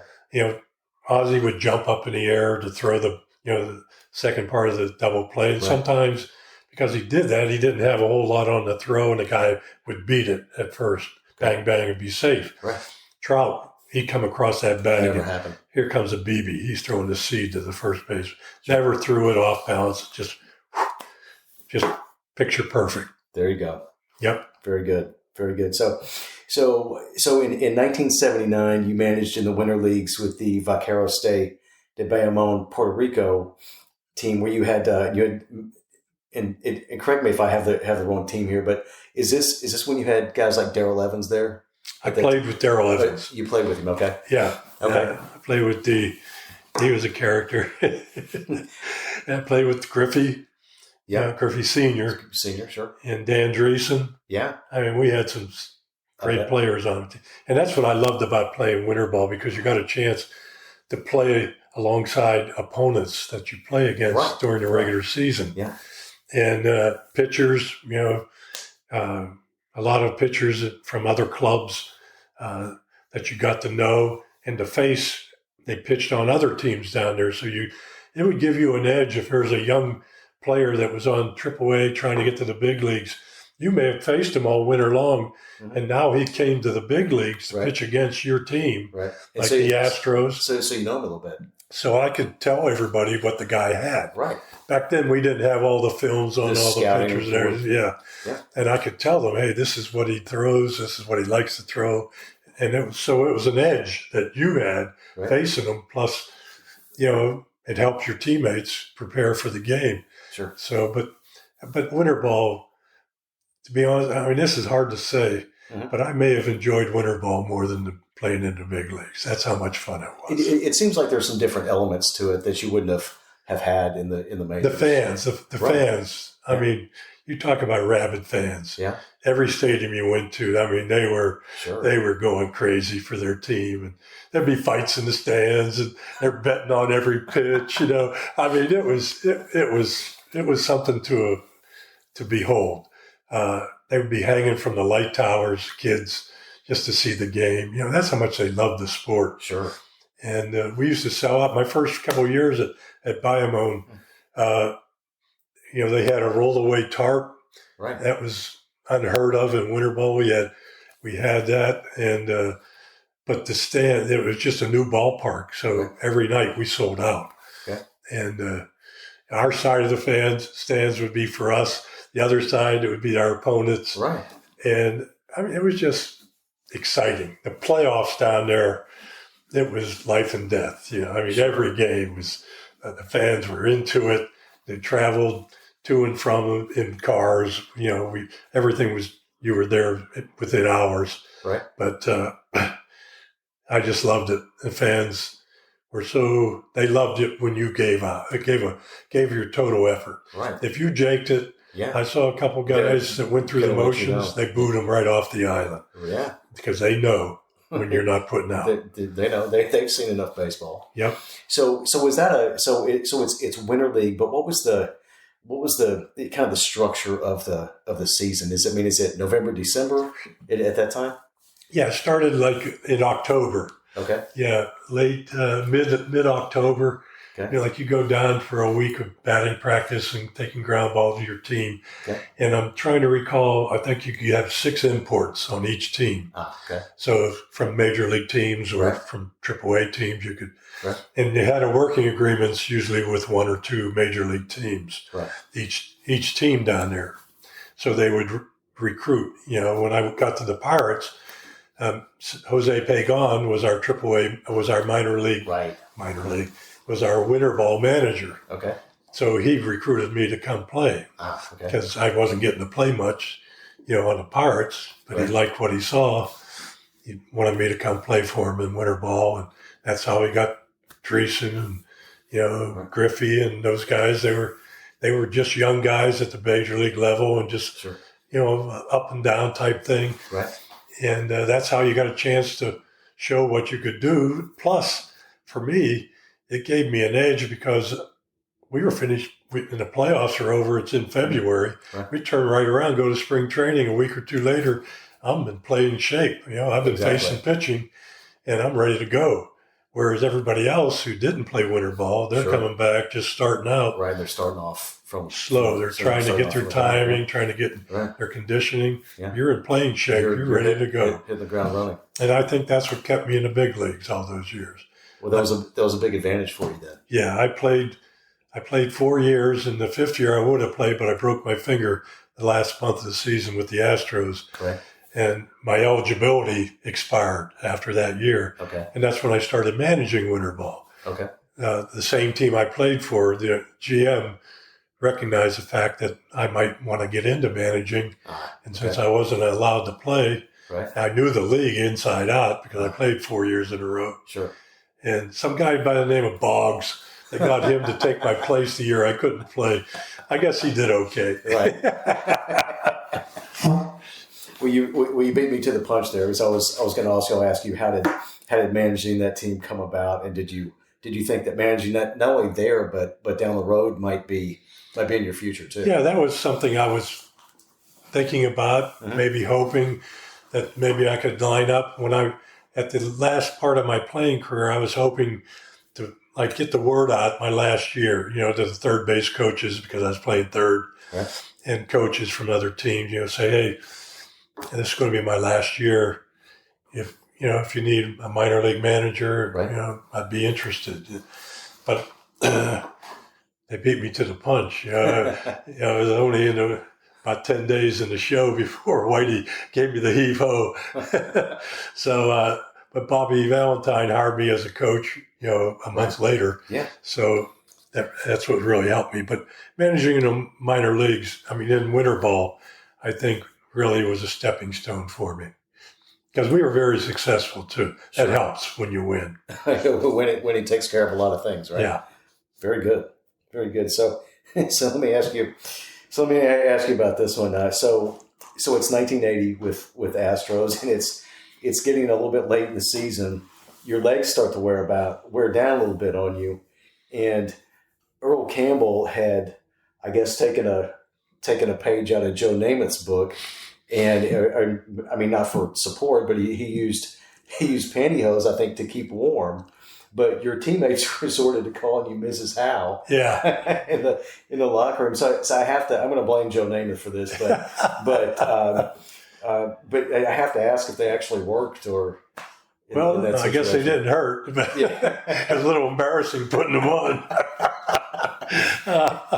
Yeah, I took a ribbing on that one, but my legs were bothering me so much. I figured I got to try something. Anything's going to work. But it was my Achilles on both my heels. Okay, were just inflamed, and I played that year mostly on taking painkillers the whole year. It was no fun. Yeah, each morning I was walking like a cripple when I get out of bed, and had to kind of get them moving a little bit before. But I think taking those pain pills kind of messed my stomach up after that. They sure will. Yeah, taking them for so long, I have trouble taking those kind of things now. Sure. So was that something that just resulted from playing on the turf so much? It was actually in winter ball. We had like a 3 steps coming up out of the dugout. Okay. And I'd be standing the whole whole game basically. And a few times late in the game, I would come firing out of the dugout to argue a call somewhere. And each time it was, grabbed me like I tore my Achilles slightly. Okay. Yeah. My gastroc muscle, wherever that is. That was it. And then I didn't want to get surgery on it because, I'd be missing playing time. Right. And as long as I could take the pain, I'd play. So, I mean, that's a long recovery from an Achilles. I mean, 40 years ago, that's a lot different than today. Yeah. Right. Exactly. If you recovered at all. Oh man. Well, let me ask you a little more about the 1980 team. So in the clubhouse, you had guys like your friend Denny Walling, Jose Cruz, Dave Smith, Vern Rule, Cesar Cedeno, Frank Licordi, and Dave Bergman, to name just a few. Yeah. Can you talk about that team in that clubhouse a little bit? It kind of reminded me of my Pirate clubhouse when I first came up. Yeah. The confidence we had. Yeah. We really believed in ourselves. We finally had come to the point where we realized we were ready to win. Right. And when I first got there, we were taking it on the chin with regularity. And then Tal Smith did a great job of acquiring some talent. Obviously, a guy named Nolan Ryan. Yeah.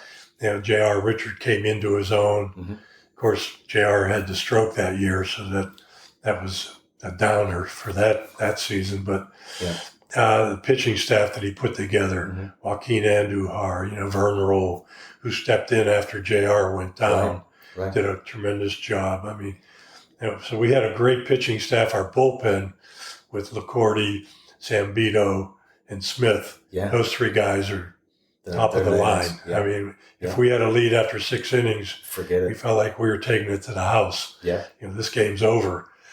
And they did a great job. And we knew that coming into the postseason, that's what we needed, pitching.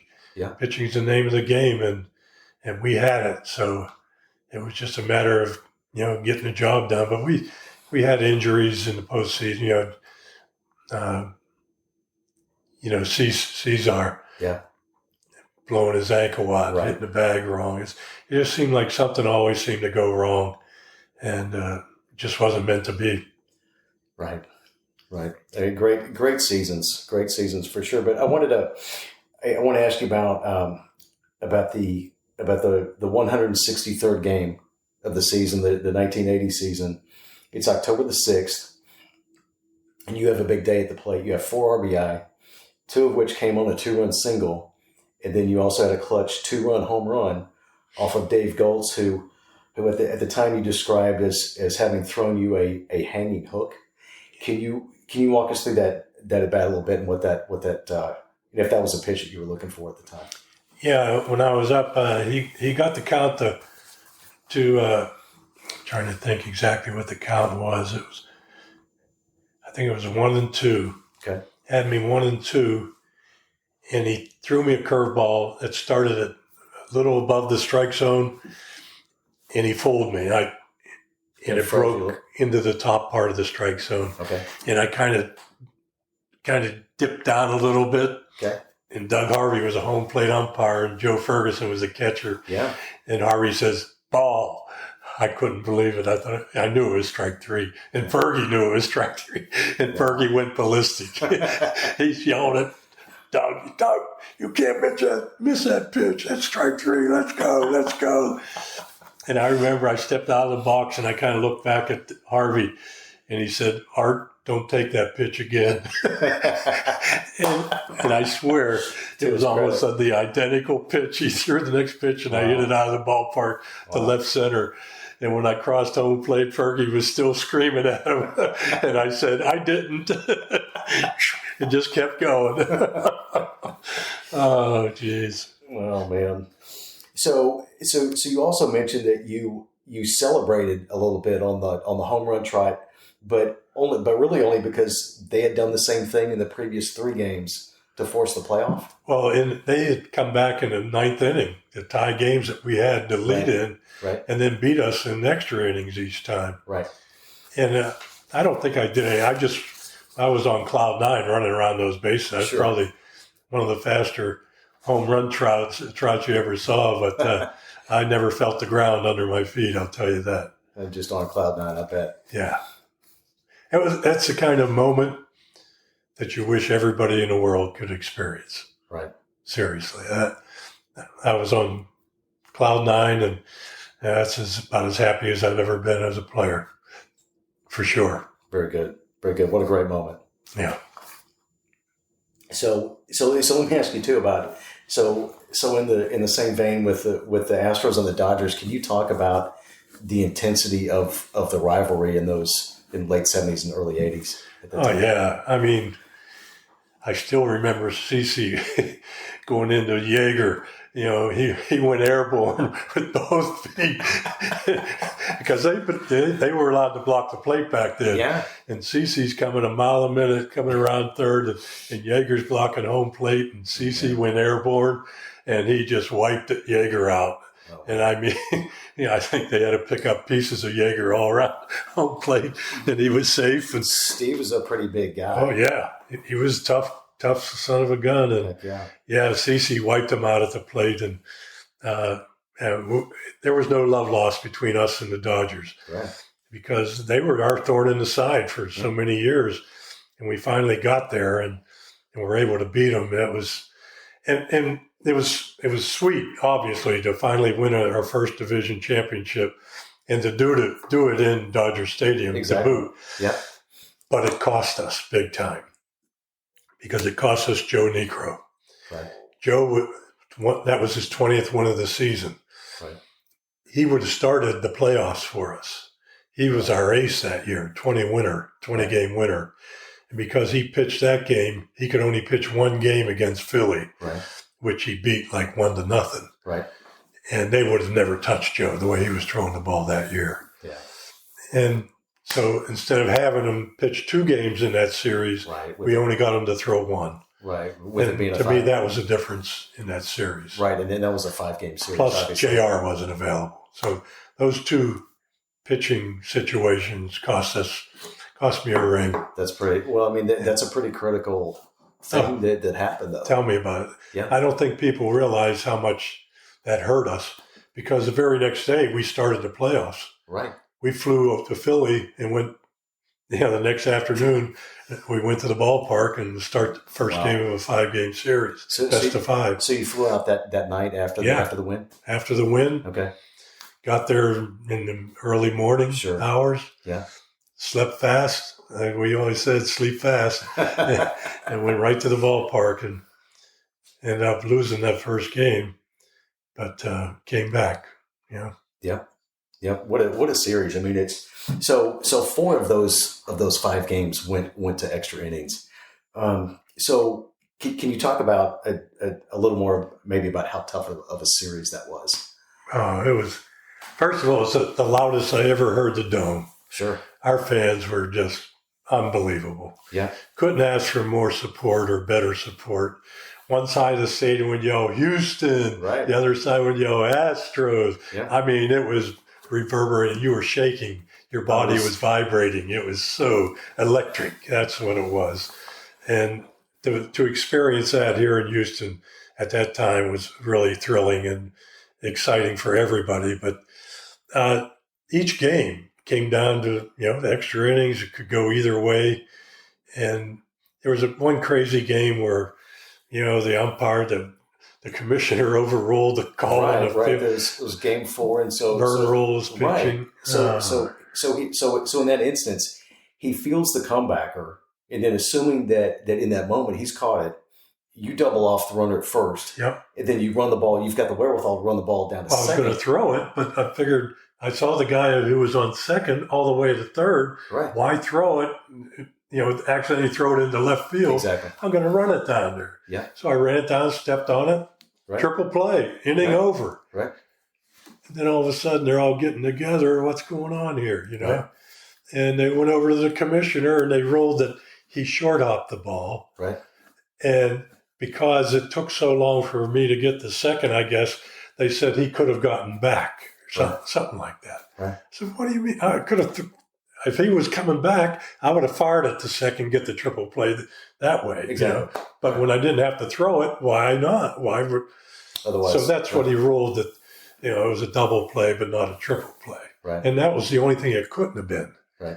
Because it was either 1 out or 3 outs. Right. Because once he threw to me, the guy was standing on first. Right. So the runner's out, but he's safe coming back. Right. And the guy on second would have been safe, because there's no force play there. Right. So, I mean, they totally screwed that call up.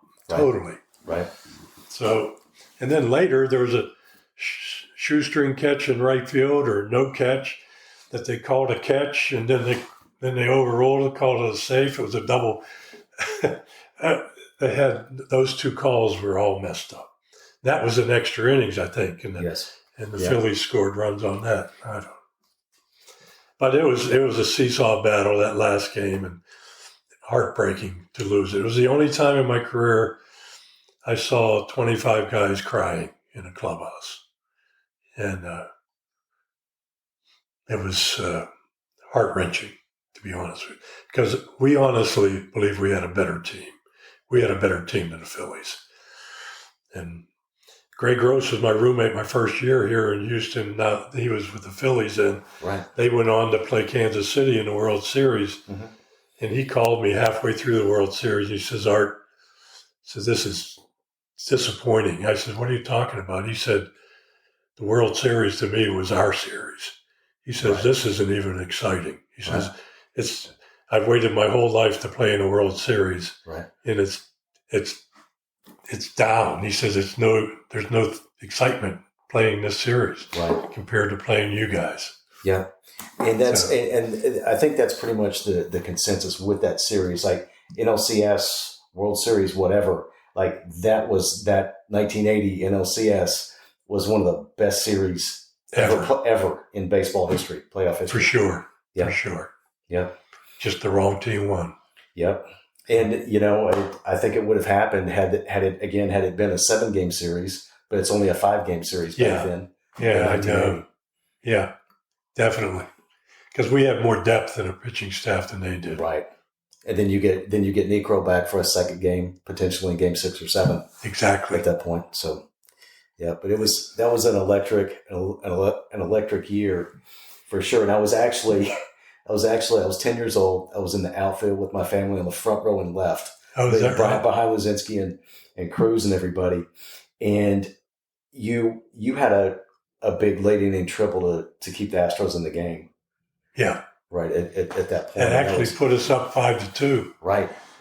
And Verdon took me out of the game then. Wow. Yeah. 2 outs, runner on third. Mm-hmm. Why pinch run for a guy? What do maybe he did it so I could get a hand because of the hit, Right. But me and Joe Morgan, he took us both out that inning. Right. The 2 veteran guys, and he put, who did he put? He put Rat at second. Yeah. And he put Dave, good friend of mine, left-handed. He went down on one knee on the ground ball by Unser, and it bounced over him. I never went down on him. I was playing for Dave Bergman, who was a very good defensive first baseman, but I wouldn't have played it the way he did. I would have taken it in the face before it went down the right field line. Sure. Because it hit the seam, and it did bounce over him. Right. But he was down on one knee, and you don't get down on one knee. You get, you're upright a little bit, but then you can straighten up and take it off your chest. Right, but if you put then you can flip it to the pitcher cover, and the inning's over. But you put that knee on the ground, that takes you away from you can't get up. Yeah. So not easily. Not easily. But I remember me and Joe were in the clubhouse just fuming. He was livid that we weren't on the field. That's the way it goes. So in that game, so they've gotten to Nolan a bit. The game's tied and everything else. How tough of a call is it to maybe in that situation to take the ball from a future Hall of Famer at that point? It's a big game. Both teams, great teams. Game 5, they've scored. They've tied it up. Yeah. I think the only question we had at that point, I might be mistaken, but he brought Ken Forsch in, who was a starting pitcher. Right.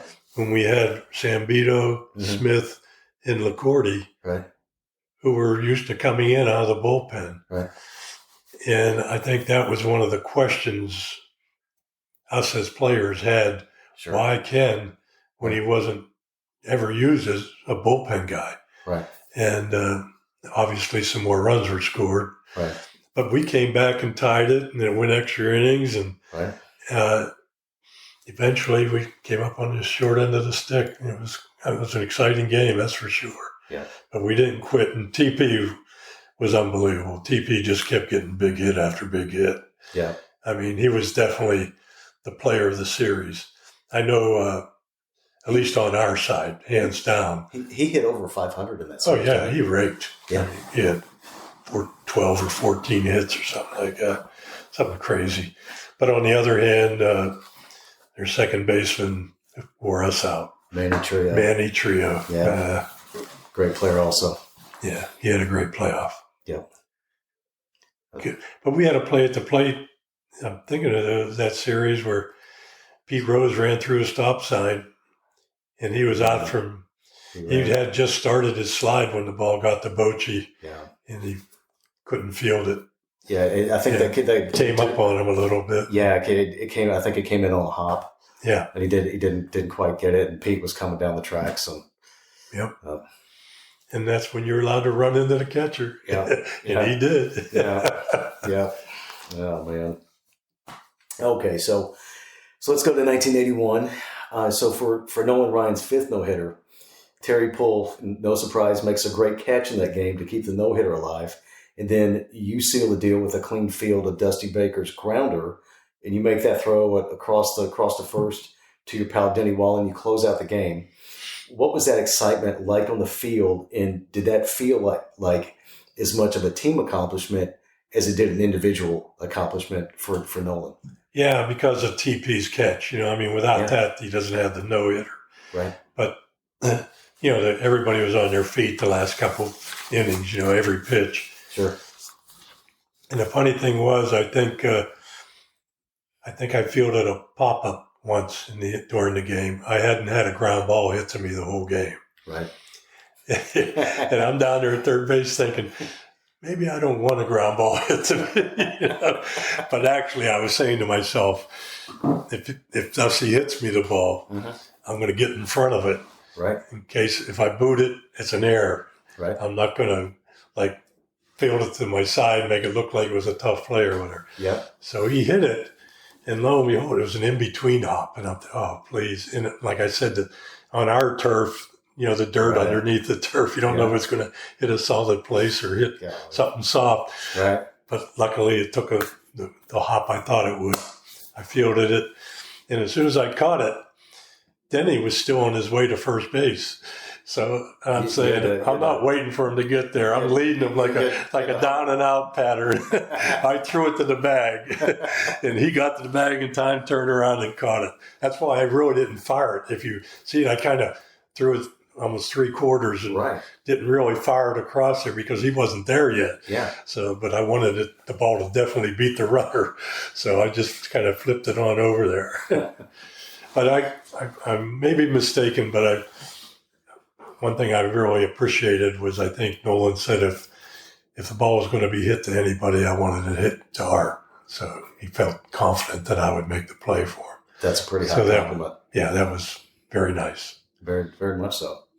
So later in the 1981, in that season, the Astros were in the National League Division Series playoffs because there's a first half winner that year with it being a strike year. So the Dodgers win the first half, Astros win the second half, and then Mr. Clutch, Denny Walling comes up again in a big situation with to win Game 2 on a walk-off hit.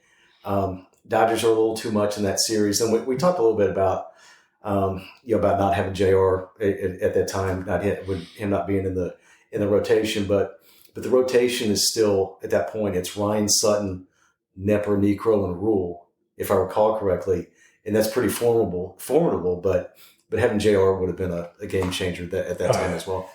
JR was the best pitcher in baseball when he had his stroke. He really was. Yeah. Nolan obviously has always been a great pitcher, but JR, when guys would come down to first base, they would tell me they would rather face Nolan than JR. Right. Because of that nasty slider he had. Yeah. Plus, he still had a little bit of a reputation of being a little wild, which helps, And I remember when he was pitching against the Dodgers, right. They had almost an all right-handed lineup, and Tommy would never change it. Sure. He had two left-handers, two switch hitters. Well, he had Rick Monday, who was the only solid left-handed hitter. Okay. Then he had Reggie Smith, switch hitter. Okay. Those are the only two left-handed hitters in his lineup. And it was like a hot knife through butter. Sure. Because JR would just eat them alive.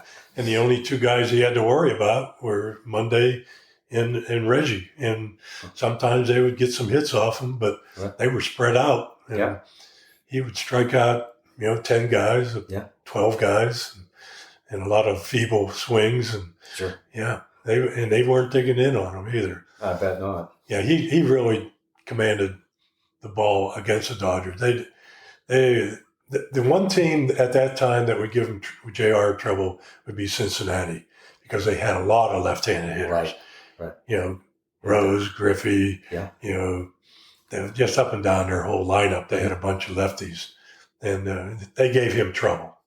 But anybody else in the league, it was over. It was just lights out. Very good. Very good. So let me talk a little bit about some mindset and some strategy things. So the Astros have allowed you to become a free agent after the '83 season, and then we talked a little bit about your Achilles injury at that time. And can you talk about what you had to do at that time in the off season to get ready for 1984? Actually, '83 I missed because of my elbow. Okay. I had torn the ligaments or whatever, and I had surgery in the off season before that, but it didn't work. Right. And then had to have surgery again once spring training started. Trying to throw, it's like an electrical charge going off of my elbow. Right. So they transferred the nerve. Okay. And obviously I was going to miss the whole season. So I worked over the winter trying to get that arm going again. And the White Sox actually gave me an opportunity. I went to the winter meetings on my own just to talk to all the clubs that I could and anybody I knew. Tony La Russa was the manager of the White Sox then. Right. And I had played AAA ball with Tony my first year in AAA. Right. So with Charleston Charlie. So I knew Tony there. Sure. And Tony knew the way I played and whatever. So he gave me an opportunity to make his club in spring training. Well, about 4 weeks through spring training, I guess maybe he realized that there wasn't going to be a spot for me on his club, which I think he really reached out to other teams. And the Cardinals, since I played in the National League and Whitey knew how I played, and they needed a backup to Oberfeld, the third, a right-handed hitter to platoon with him. So they called me over the last 2 weeks of spring training, and I made the team. Minimum salary, major league, but at least I was in the big leagues again. Right. And I needed a little over a year to get my full pension of 10 years in the big league. So as it turns out, I got that with the Cardinals, and I thank Whitey for that. I think I got it right to the day almost. Sure. And they kept a kid named Vince Coleman over me. Sure. He could run a little better than me and hit better at that time. So that was it. Very good. Very good. So let me ask you about hitting. So as a hitter, what's your focus and your mindset like when you're in the on deck circle? I mean, the game's happening right there, obviously, but what are you thinking about? Well, early on, when you first get to the big leagues, you look fastball and hit off it.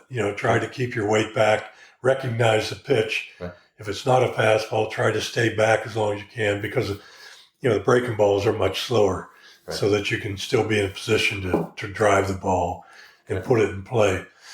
But as you play, as I played in the big leagues and got to face the same pitchers over and over again, I always kept a book.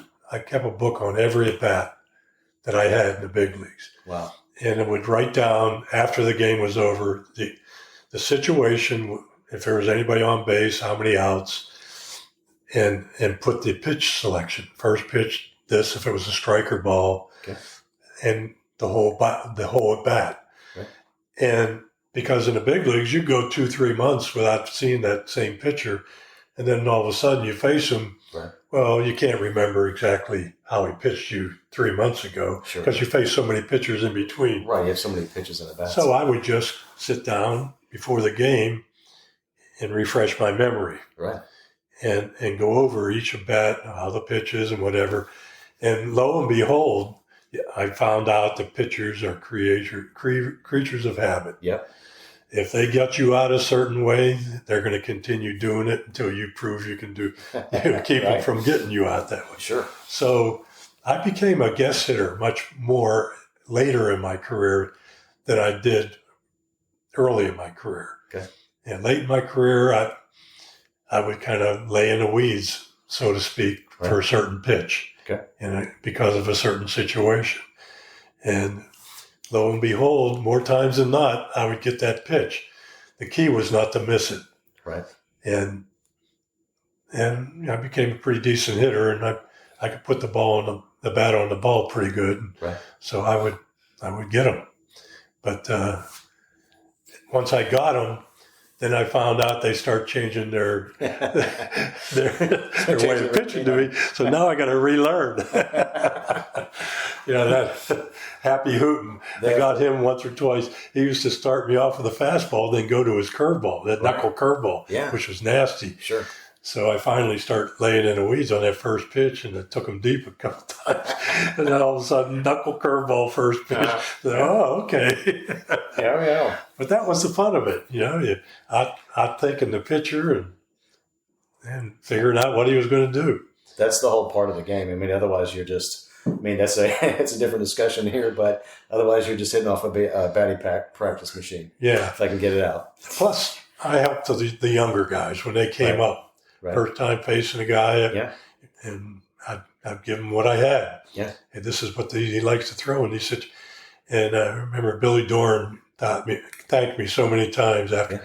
Said, Art, I can't thank you enough, because that's exactly what he threw me in that situation. I was looking for it. Yeah. So it makes you feel good when you help the younger guys. There you go. Really. No, absolutely.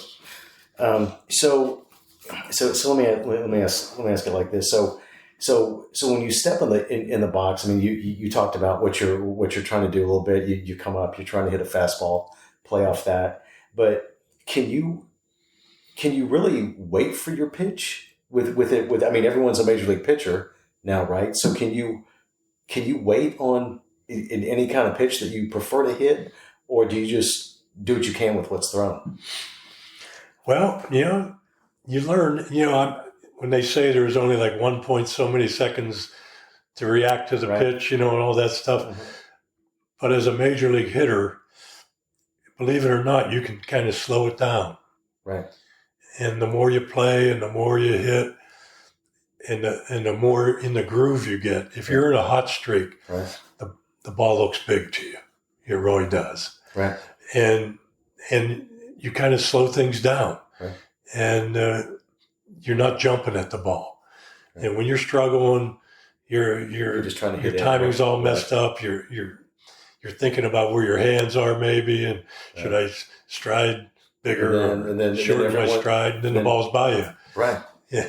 Right. So it's, believe it or not, it's not as fast as it seems to what fans see. Sure.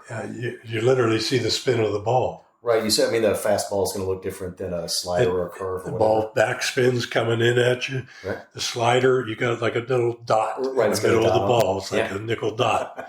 And if they throw it properly, physics, you gotta love it. In the knuckle or the split finger would tumble. It would just have very little rotation. It was tumbling. Okay. So you could see that. Right. So, I mean, if you were paying attention, you could see that stuff. Okay. And that's another problem when you start turning 40, like I did at the end. Your vision starts going, and you couldn't see the spin as well. Good stuff. Good stuff. So when you're not going well, and you're trying to just hit everything and get any hit to fall in, and how do you focus on just making contact when that situation is there? You're in a little bit of a slump. You're trying to get going again. How do you do that? And then I guess when you are in the midst of a slump, maybe all of a sudden everyone's Ted Williams. They want to give you hitting tips and all that. So how do you stay focused in that time? Well, you go back to fundamentals, right? And really what you're thinking is up the middle. Yeah, you're going to try to take the fastball up the middle. Okay. That way, if they throw you something off speed, you're going to still be on time, whether you could hit it to left field, keep it in play. Sure.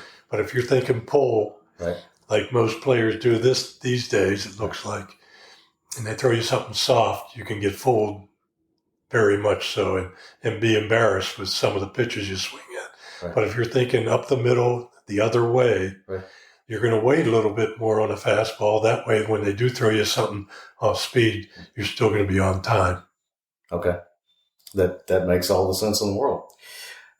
So let me ask you this: as a player, if when you're in the batter's box and you're picking up the signals from the third base coach, if you get a signal that's not to your liking or that you disagree with, is that even remotely an option as a player? Not when I played. Right, exactly. Well, I'll give you an example. On my hitting streak,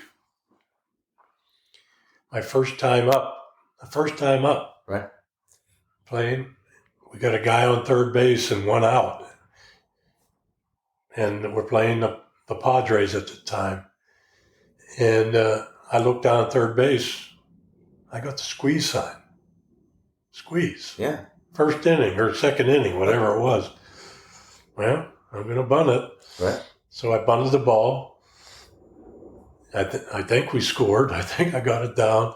But running hard to first, I blew out my hamstring. Okay. So I stayed in the game because I wanted to keep my streak going. Sure.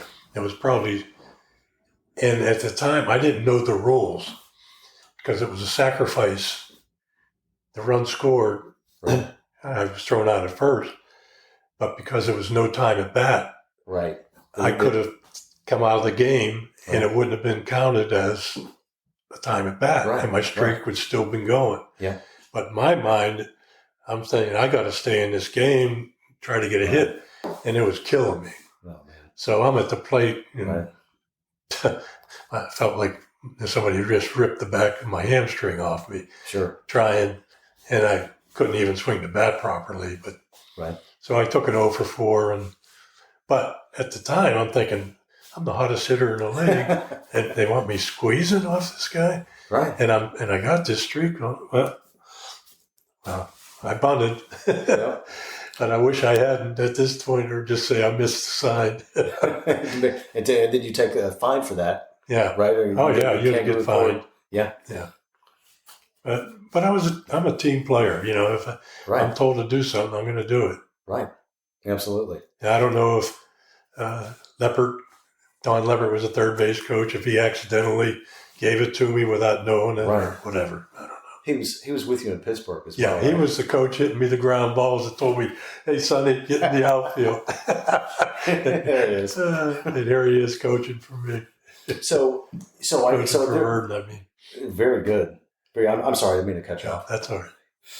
So there are a lot of different things and books and stories that I've come across in my 52 years, and there's a guy named Greg Pryor, played short for Kansas City for the Royals and the White Sox, and he wrote a book recently in the last couple of years or so, and he recalls a story where he's in the field. I forget which team it is, Kansas City or Chicago White Sox, and he's he's out there. He's at short, and he gets a signal from the dugout, like, hey, Pryor, shade over this way a little bit towards the hole. Mm-hmm. Well, he doesn't move, and so the dugout is kind of frantically waving at him, obviously to move over, do what they ask him to do for the situation.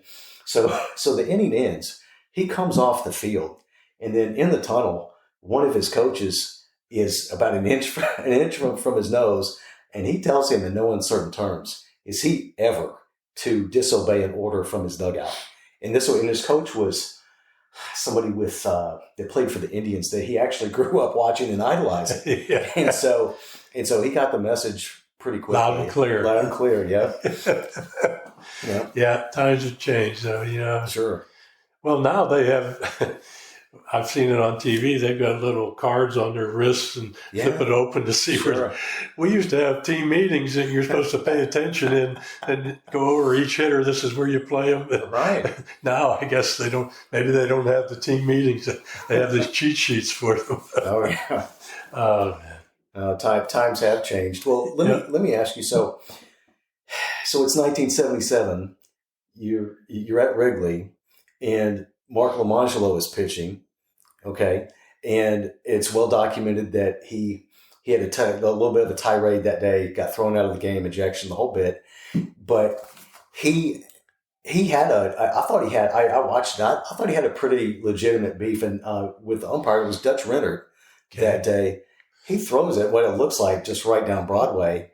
And so he overreacts in that whole situation. So what's a situation like in that regards? What's a situation like that where a player takes a real exception to something that the umpire has done? Well, I remember when I was first managing the Astros. Okay. We were out in San Francisco. It was one of my first ejections, I think. Okay. And is it Larry? Slider for us. Anderson, yeah. I bring him. We got like a 5-2 lead in the bottom of the 7th inning, and I won't say who the umpire was. I understand. That's just fine. And Larry never complained. Sure. He's throwing boom, slider, catcher not moving his mitt, ball. Right. Oh, no, he ends up walking. And Larry's visibly upset on the mound. Right. So I finally, they get a hit and a run scores, and I go out to him. I says, what's going on, Larry? He says, Art, I'm throwing the ball right down Broadway, and he's calling them balls. And Craig Reynolds is playing shortstop for me. Okay. And Craig, he's a minister now. Right. Craig says, yeah, Art, those are strikes, and he's calling them balls. I don't know where he has to throw the ball to get a strike call. So I go back in, finally get out of the inning, but they go ahead. Right. So Craig Reynolds leads off for us the next inning. Okay. And the first pitch, strike one. And I see Craig step back and say something to the home plate umpire. Right. Now the home plate umpire steps in front of Craig, right on standing on home plate, getting in his face. Right. Well, I know Craig wouldn't say boo if he saw a ghost, let alone cuss or swear. I think darn might be the worst he ever says. Yep. I come running out, and this gives me my shot, right? Yeah. So I said to Craig, what's going on out here? And the umpire says, you see what he said to me? I said, what did he say to you? He says, funny, that was a ball last half inning. Exactly. And I says, that's right. And then I got in the guy's face, and I told him the tighter the game got, the tighter he got. And it gave me the heave-ho. But at least I got my 2 cents worth in. And Will Clark told me, you're right, Skip, when I was walking down the right field line to go to our clubhouse. He said, you're right, Art, he stinks. Oh, man. So let me tell you, let me relay another story here. So I read the biography, I think it's biography, autobiography. I know I'm not getting that right, but of Catfish Hunter. And he mentions a story where he's a rookie in Kansas City, and he's out there He's out there and he's throwing, and he throws a couple pitches in, and he thinks they're strikes, and umpire, ball. And he's like, oh, okay. And so doesn't really say anything about it, just goes about his business, finishes up, game's over. Well, he sees that home plate umpire in the tunnel. And the umpire says, well, he says, you didn't have any problem with the way I called the balls and strikes? No, sir. And he said, well, so I'm the umpire and I'm going to call it how I want to call it? More or less, I'm paraphrasing. He said, yes, sir, you're the umpire. He said, well, that's great. We're going to get along just fine. Have a great season type of thing. So every time that from same that point umpire, forward, that point forward, he got the benefit of the doubt. Yeah. And so is that maybe a little bit how you have to handle those situations as a manager or a player? Yeah. I mean, you have to take the heat away from the players, because right. I remember when we had like, we had Bagwell, Biggio. They were young. Yeah. Louis Gonzalez. Andujar Cedeno at short. Sure. And they're coming back. Art, they're calling strike. They're not strikes. And I says, hey, don't argue with them. Eventually, they'll start calling it the right way. But this is your initiation, right? To see if you can handle it, right, and how you're going to react, right? So I know it hurts now, but it'll pay dividends down the road. Just don't show them up, right, and just swallow it. I see the films. I know they're missing them, right? But eventually, if you play it cool, they're going to start giving you the benefit of the doubt, right, and know you're a good guy. I'll start calling it. But you got to earn your stripes. That's it. And that's the way it is. And it shouldn't be that way, right, but it is. Okay. That's it. That's interesting to know. But I guess that with what you're telling me, that makes a lot of sense with how they go about it. Yep. Very good. So at this point, you finished your playing career in 1985 with St. Louis, and then you go on and you coach with the Rangers from 1986 to 1988. You manage with Astros from 1989, 1993. 1994 is a strike year. You scout for the Los Angeles Dodgers in 1995. And then you also coach with Colorado in 1995. And then you manage in Oakland, 1996 to 2002. New York Mets back to the National League, 2003, 2004. Philadelphia, 2006 as a coach, and Texas as a coach again, 2007 to 2008. So I want to ask, what differences to you? Aside from the obvious, from the designated hitter, what differences, if any, are there in the two leagues, the way they operate, or players, anything else? Well, I think more than anything, for a manager, it was much easier for you to manage an American League team than it was a National League team, right? Because of the double switches, right, with your pitcher hitting, you pull him when he's losing 1-0 in the sixth inning. He's throwing a good game. 2 guys on, 2 outs, second and third. Do you let him hit, right, or do you try to get a hit and use your bullpen? But so it was much more difficult in those kind of decision-making situations to manage a National League team. Right. American League team, you just write the lineup, number one, and you manage your pitching staff. Right. Very rarely do you pinch hit during a game, because those are your best 9 hitters you're putting out there. Right. And maybe if you're platoon 1 or 2 guys, maybe you pinch hit there. Right. But other than that, there's not a whole lot of decision making. It's just when to remove your pitcher and when not to. If he's stinking the place up, you go get him. He's getting them out, you let him pitch. It's much Pretty easier.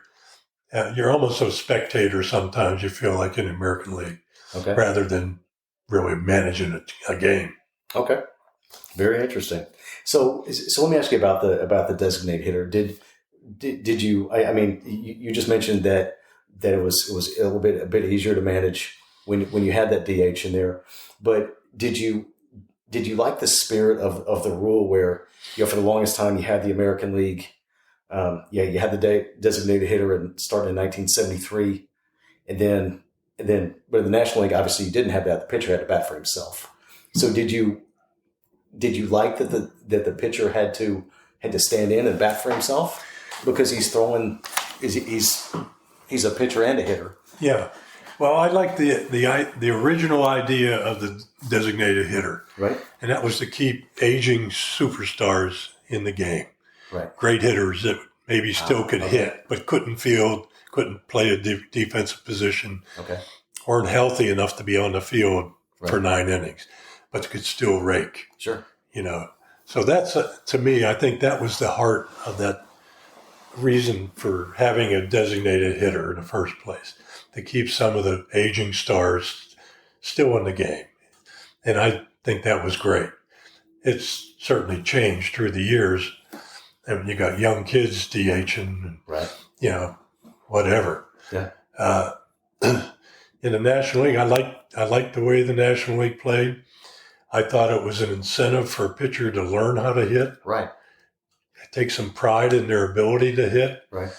And it also, if you had a pitcher that could hit, he stayed in games longer, gave himself opportunities to win more games because the manager believed, hey, he could still get a hit here. Don't have to waste a pinch hitter. Right. And he's pitching well enough that he could still win this ball game. Sure. So I like the pitchers that really learned how to hit and became athletes. Right. Some of them aren't athletes. They just have a great arm. Yeah. They can throw the ball. Right. And but to be able to swing a bat and bunt guys, move guys around, take pride in that. Right. And in spring training, when I was managing the Astros and the Mets, I had pitchers take a lot of batting practice, and give them as best chance they can to help the team win. Sure. Well, you have someone up there that can't even bunt, in the lineup. Or maybe that doesn't particularly want to. No. You see them shy away. They're afraid of the ball. And, but now that everybody has a DH, it's a different game. So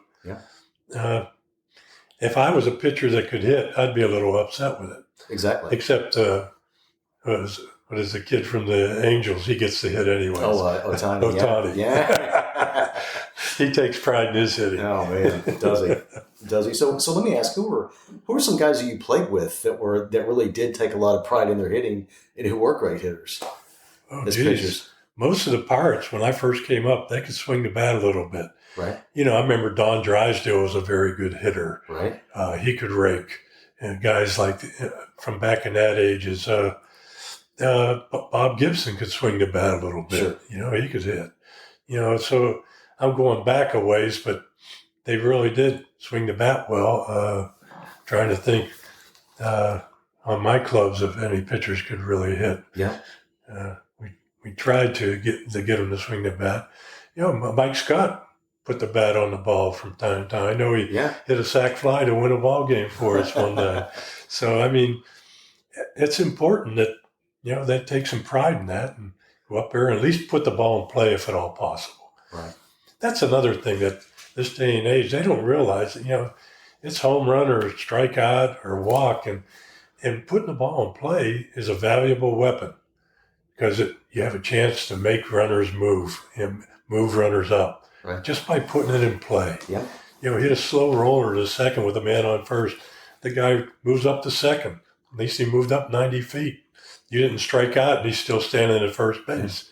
Now a base hit doesn't score him. Right. Base hit now does score him. Right. Because you just put the ball in play. It was weak, but it did a job. It moved a runner. Yeah.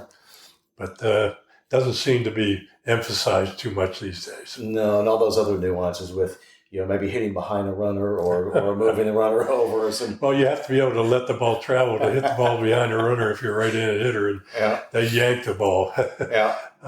It's amazing what I see. Oh man, kind of blows your mind a little bit. I'll probably be rolling over in my grave a few times if they continue to play it this way. Well, I mean, again, hopefully some of those things kind of come back around. At some point, I don't think so in my lifetime. Wishful thinking. Yeah, wishful thinking. Well, let me ask you. So what is a manager's role like aside from from the obvious? I mean, you're there to make the playoffs and win a World Series every year. So once you're hired, what's your first task aside from selecting the staff? And then when you do select a staff, what criteria did you use in selecting those coaches? I give them their opportunity to coach. Okay. I think if you interrupt them or step on their toes, you hire them for a reason. You believe that they know what they're teaching. And that's why the interview process is important. Right. You ask them what they're going to teach. Right. And if you don't believe in it, you don't hire them. Right. But if you believe what they're telling you, and that's what they're going to teach, and you agree with it, you hire them and let them go do their job. Right. And you show them that you have confidence in them doing their jobs. Right. And what I always did, I told them if they ever needed help, let me know. I'll do the best I can to help out. Right. But I'm not going to step on their toes. I'm going to let them do their job until I see that we're not getting results. Sure. Then I might come in and say something. But I give them a chance to do their job, and I think they appreciated that. I think every coach that ever coached for me told me that. It said, thank you for letting me work and do my job. Very good. Very good. So how important is the front office to a manager? And let me give you the example here. So when you were with the Mets, and correct me if I'm wrong again, but you had 3 general managers in 2 seasons? Yes. As your manager there?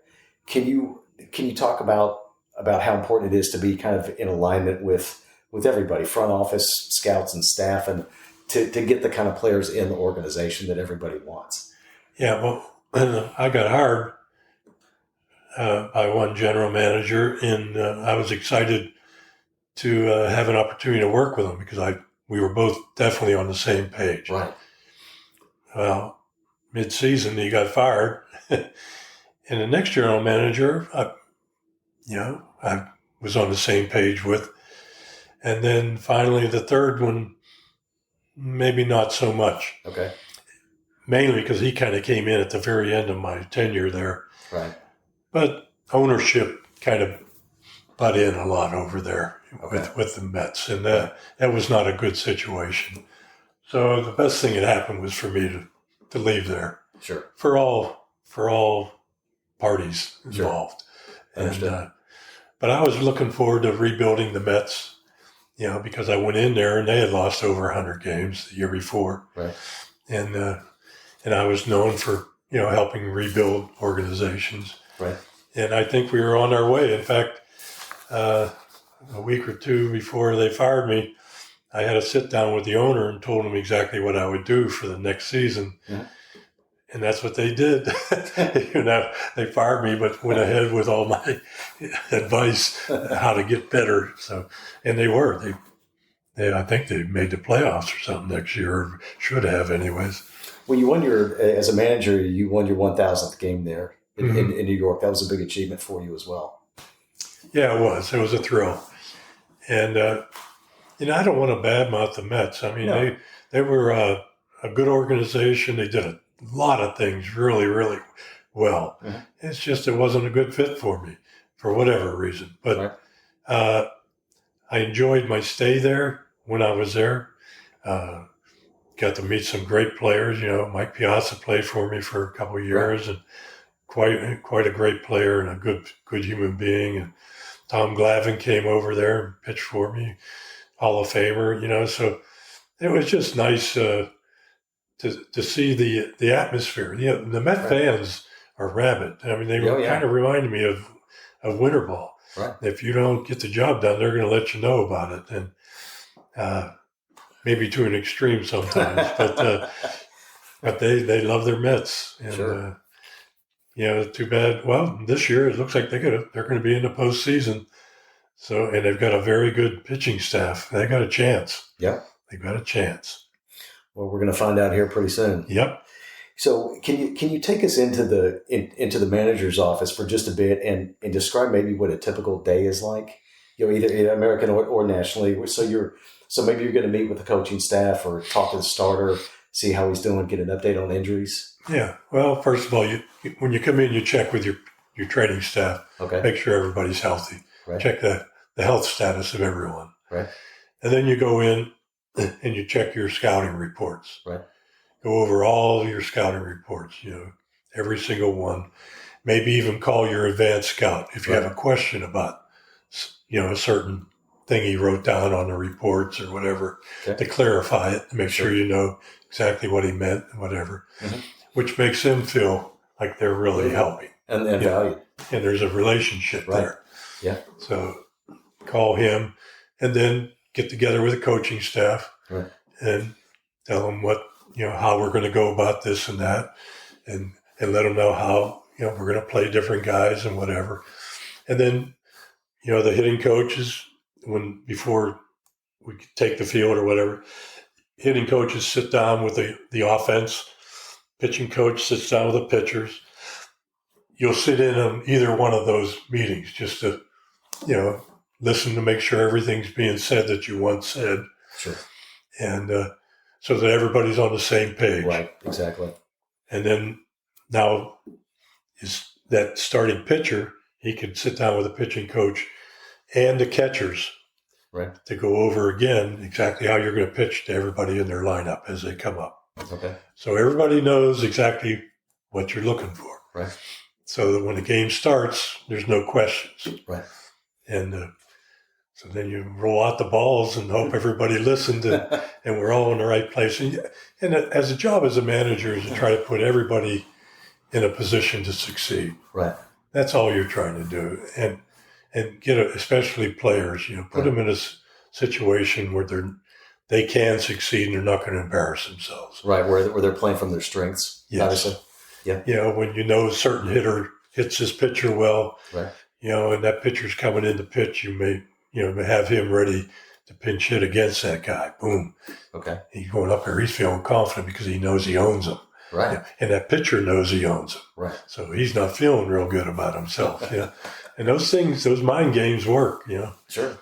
So that's what try to get everybody in the best matchup you possibly can. Okay. So what are some, are there, I know there's a lot that goes into being a manager, and maybe you almost have to, I don't want to say be a father in the clubhouse or that kind of thing, but are there some behind the scenes things in the clubhouse and I know there are with the organization, and a lot of things that as a manager you have to kind of handle and deal with as well? Yeah. Well, first of all, the clubhouse, to me, I don't want the players to start walking on eggshells when the manager comes in. Right. I want them to feel comfortable with me in the clubhouse. It's their clubhouse. Right. My office is my office. The coach's office is their office. Right. But the clubhouse is the player's office. Right. And they can have fun, do things, goof around. Sure.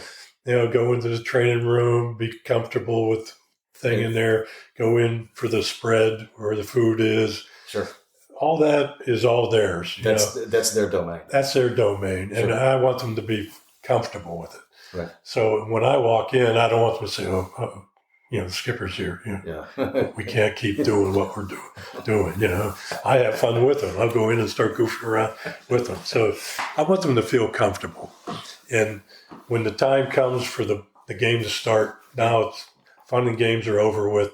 Now you're professional.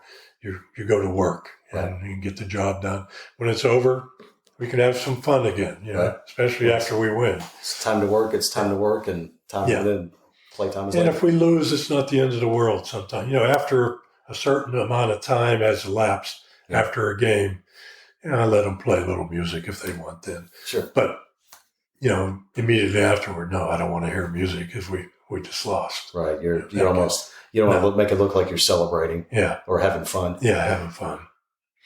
Very good. Very good. So you mentioned in your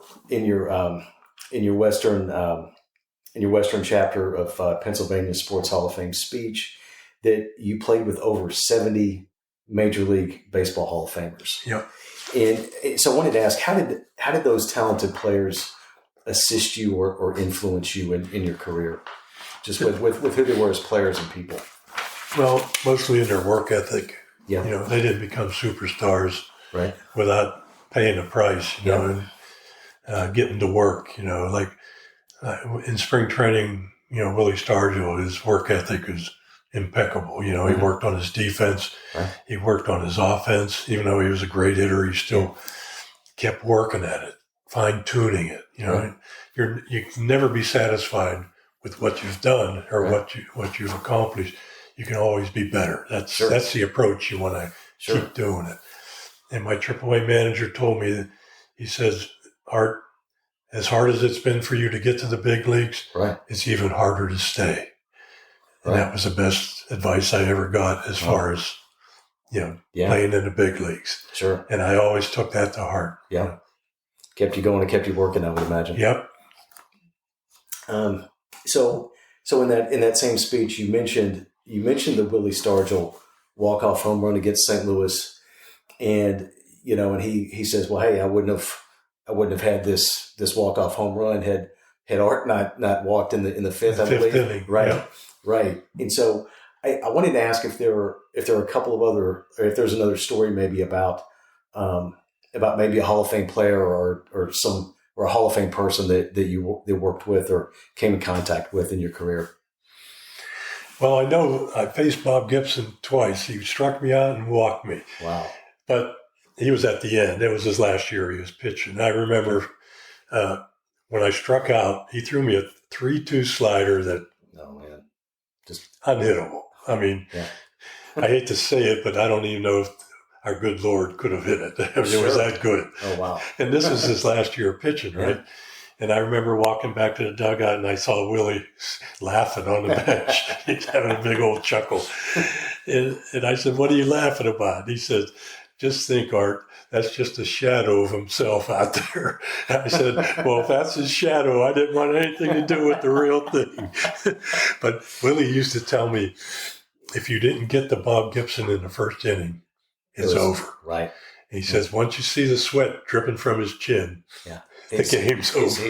He's loose. He's ready to go. But just to hear that about, the superstars, how good they were, and how recognized he was from the opposition, that if you didn't get him early, forget it, And he had a little mean streak in him, evidently, Absolutely. Yeah, I remember Roger Metzger when I was with the Astros.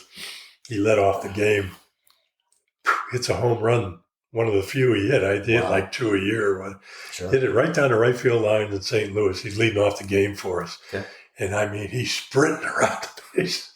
Come across that and runs down the dugout, runs up the runway and turns around. He says, is he looking? Is he looking?